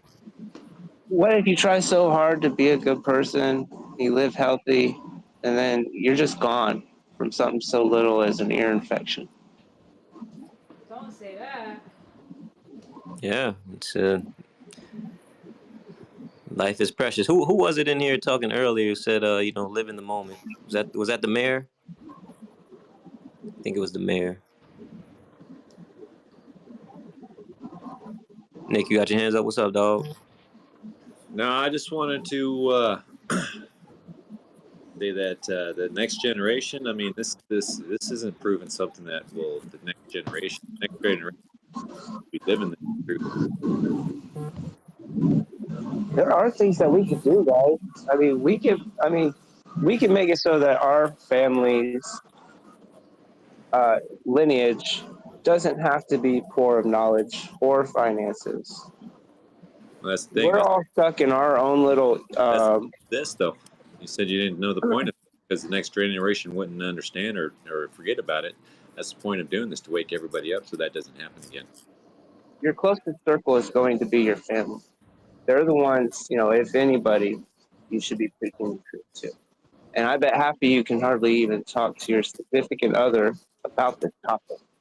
My wife, I cannot. I try, and she has threatened to divorce me several times in public and in private. Well, that's something you got to work. I think it might be something a little different than than just this topic. Then I don't think flat Earth is a ground for when you talk about the flat Earth, then you talk about other things like, you know, dinosaurs aren't real. The government is controlling you through psyops. We need to beat our financial system.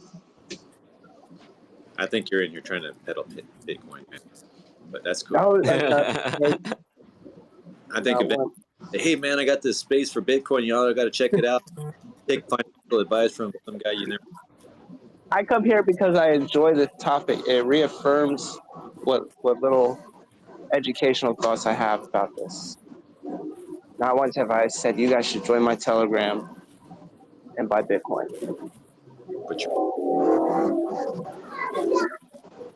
That's true. That's true. No, hey, and I get you. What's your name again, Kyle? I get you, man. Yeah, like I'm engaged right now, and my fiance, she's not a flat earther. I tease her all the time. I'm like, you've never seen the Earth curve? Yeah, but they taught us in school, and that's what she goes on. She won't change her mind about it. But we don't bicker and argue about it. I know it's tough because you want to have that conversation, but sometimes you just gotta like learn when to let it go and find other things to talk about, and just you got to be diverse in your communication. You can't just be limited to those few things. But every once in a while, drop a little seed, man.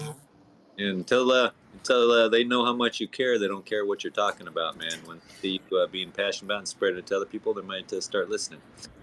It almost feels like coercion just to date Globers, just to switch them to flat earthers. Right.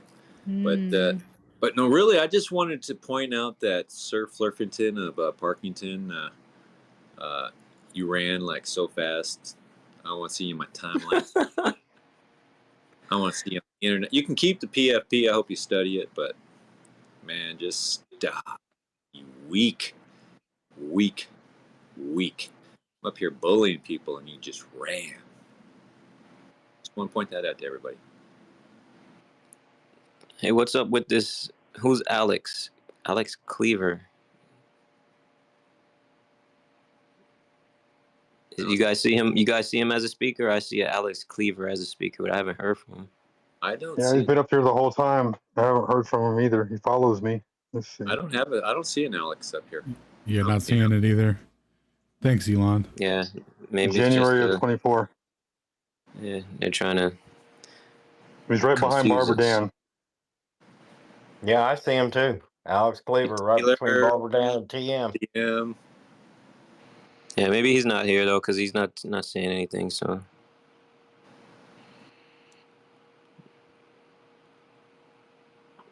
I don't know. I think it's a good time for you to do your thing, Proud. I know y'all been up all night. It's a party every Friday.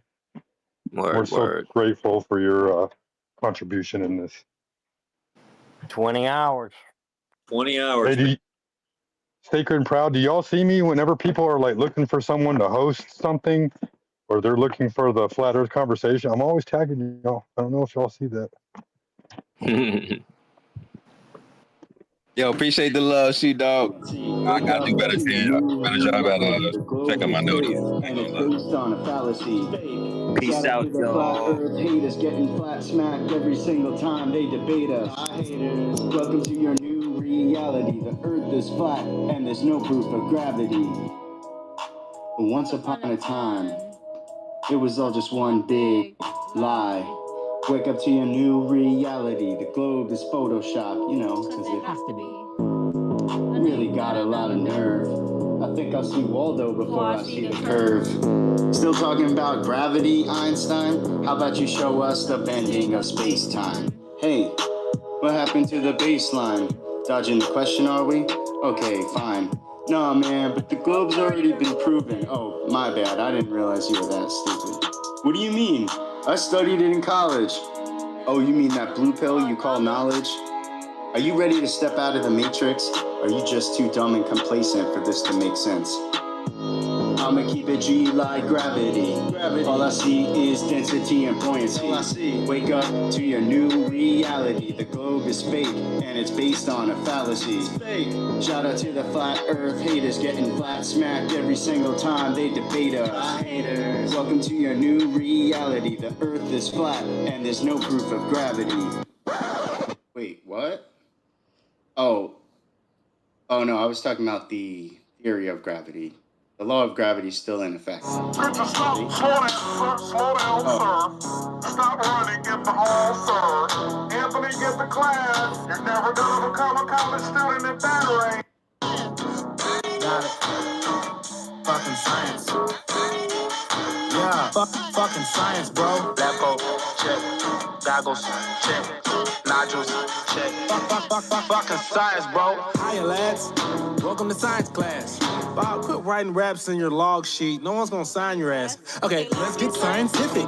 Fossil fuels come from years and years of biodecomposition. It's really just scientific. Why didn't all the fossils turn to oil? Some did, some didn't. Anyway, didn't Rockefeller pay a scientist off the year Geneva Convention? Wait, what was that? You wanna come up here in front of class? What, you wanna teach? You really think you're smarter than me? No, sir. Sit down. Here's your homework on the atom bomb and the World War, how it affected us then and now. Well, I seen the footage and I really just want some answers. How does someone film an atomic bomb and it doesn't destroy the camera? I mean, I was just... Bro, I'm just saying. I mean, I don't know. Fucking science, bro! Lab coat, okay. Check. Goggles, science. All right. Nodules, check. Fucking science, bro. Welcome to history! We evolved from Neanderthals. That is no mystery. Well, why are there no monkey fossils? What, are you kidding me? I'm just saying. I just should have learned that way back in elementary. Man, this nigga don't know what the fuck he's talking about. I have a diploma. Do you have a diploma? Or we're learning disorder. My wife is a lawyer. We both have a daughter. She's doing fine with the things that we taught her. I'm just using the scientific method.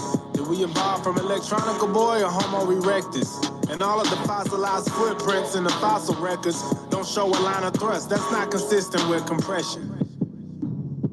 What the fuck did he just say? Yeah, okay, smartass. This is real knowledge. Save all the hippie shit for art class. It's really starting to bug me on this one. Gonna have to trust me on this one. I've done the studies on this one. Real little rusty on this one. I mean, why can't you just answer my question on the subject? Man, it's not in the fucking book.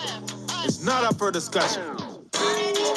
Science. I fucking love science. I love science. Lab coat, check. Goggles, check. Nodules, check. Fucking science, bro. Damn, must have been the hell of them Stegosaurus. It's over century burning fossil fuel. Still ain't no shortages. I ain't saying I'm Neo, but I'm nothing short of a Morpheus. Fuck, thought this was a globe. I gotta check my coordinates. You could blame my disorderly conduct on my subordinates. If it ain't no Coriolis, who's to blame for New Orleans? Why the poorest people always get extorted by corporate giants? We don't boycott, we buy in, and I find it unfortunate, yeah. Me plus you plus her plus her, that's four. Math. Bring your worst and I'm gonna bring much more. Yeah. Leave your nerves, your skirt both at the door. Add it up. In case you didn't know. Fucking science, bro. Well, Earthshine is much brighter than moonshine. Fucking science, bro. Lab coat, moonshine. Goggles, Moonshine. nodules, Moonshine. fucking Moonshine. How many fingers am I holding up? Come make them beatin' if you bold enough. No Bobby Ray don't give no ounce of fuck. Your team is weak, you beat your bouncer up. Fluid lines await you all. Oh, God, I hate my life. Hey, you. Hey, stop making out. I know your mother, Susan. I'm gonna tell Susan about this.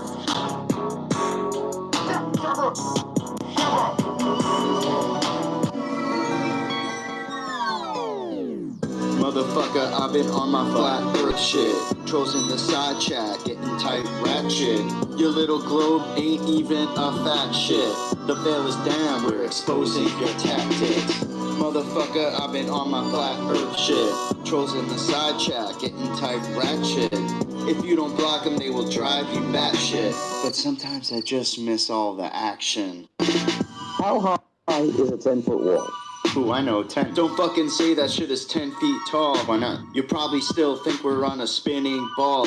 Do you feel that shit spinning? No. 'Cause I don't feel it at all. Good point. See, what they did is they've hijacked perspective, calling it a curve when it fits their objective. They say it's just too big for our eyes to see, except when boats go over it. That don't make sense to me. Motherfucker, I've been on my flat earth shit. Trolls in the side chat, getting tight rat shit. Your precious Next Saturday! Off that shit. The gig is up, we've exposed your tactics. Expose your tactics. Expose your tactics. Expose your tactics.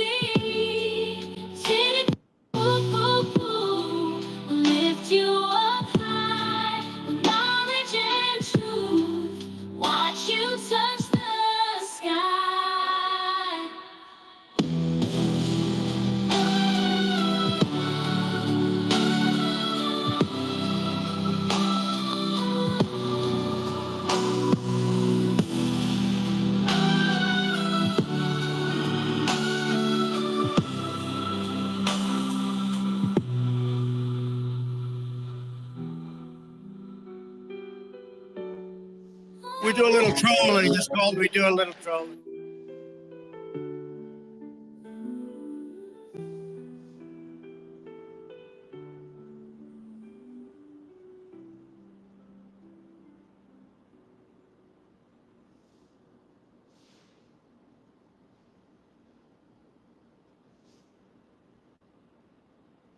If it's part of the show, welcome to the show where you don't know if it's part of the show.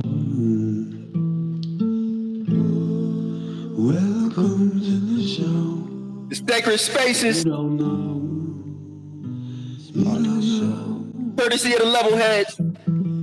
Didn't they teach you to reach for the stars while opening up the bars and keeping you chained down with mortgage bills and cars? Vaccines for your arms, kids sounding like supercharged, caffeinated hate-filled scars and rage-quit repertoires. No answers for yards, caught up in emotion that's not even yours. Imposter truths like impeccable retards, lined up for your serving of gift galloping wars. No remedy can save the lost, in love with the yarn. I'm tired of walking into refracted shards, poor science displayed by disgusting bards. Soaked in sin with your dupe is delight and a new hand of cards. Been so long, seems like for love I'm They ask me why bubbles ain't flat.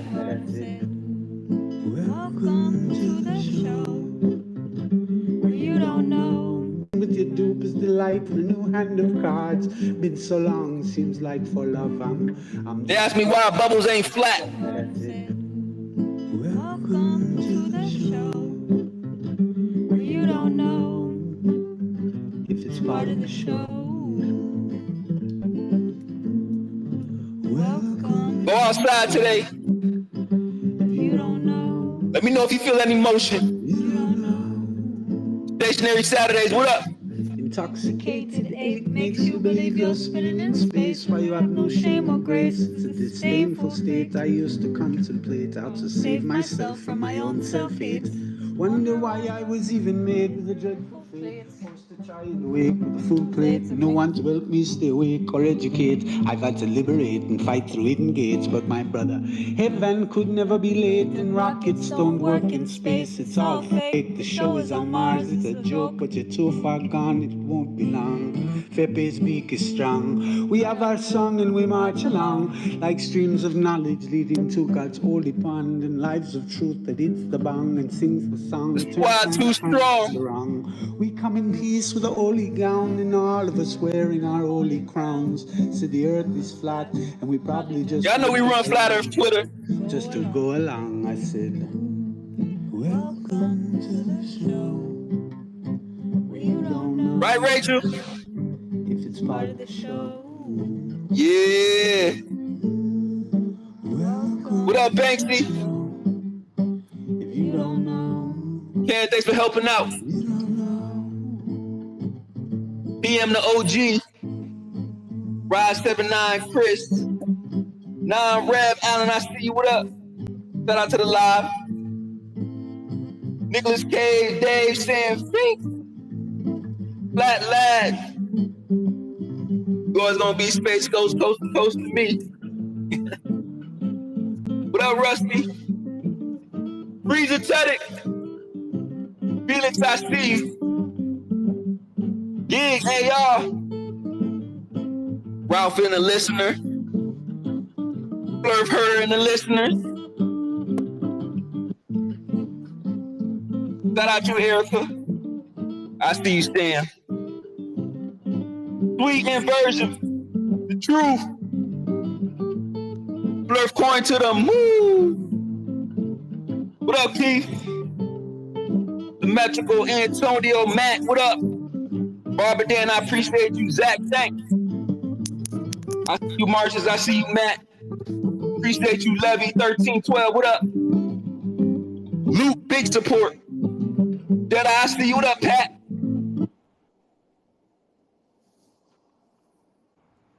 Flatless. Reggie in the building. Sierra in the building. David Haas. Thankful Standings. Ginger. Leland. Paiku, Donatello, Every Friday night, we go around.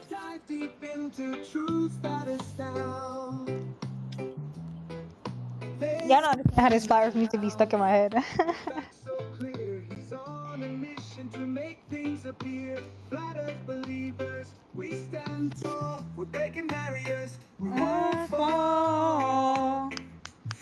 Fridays all night we go into stationary Saturday. Don't you know? Yo, y'all can't tell me this don't sound like a night on the beach. Like y'all can't. All right, y'all. Good night, man. This has been fun. Oh my God.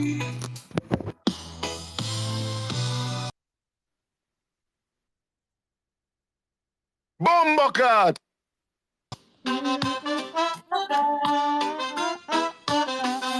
Fridays all night we go into stationary Saturday. Don't you know the old kids proving old? Won't you see the beauty of a world that's flat and free?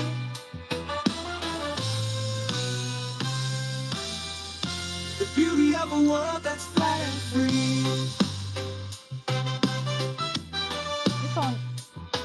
This song actually reminds me of a show, but if I tell y'all what show, it's gonna dox my age, so I'm just gonna hush. Thanks again, guys. Shout out to Levelheads. Thanks for the follow.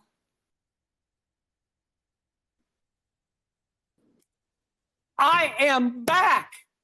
What it do, baby? Stay off the weed.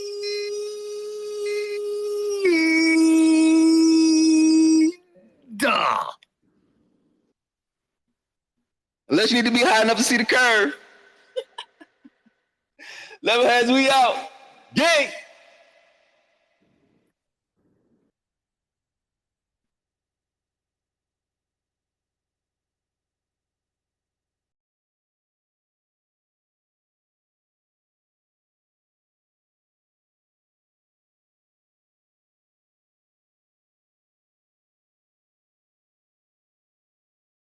All right, ladies and gentlemen, that concludes episode 104 of Flat Earth Fridays / Stationary Saturdays. Catch you guys on the next one.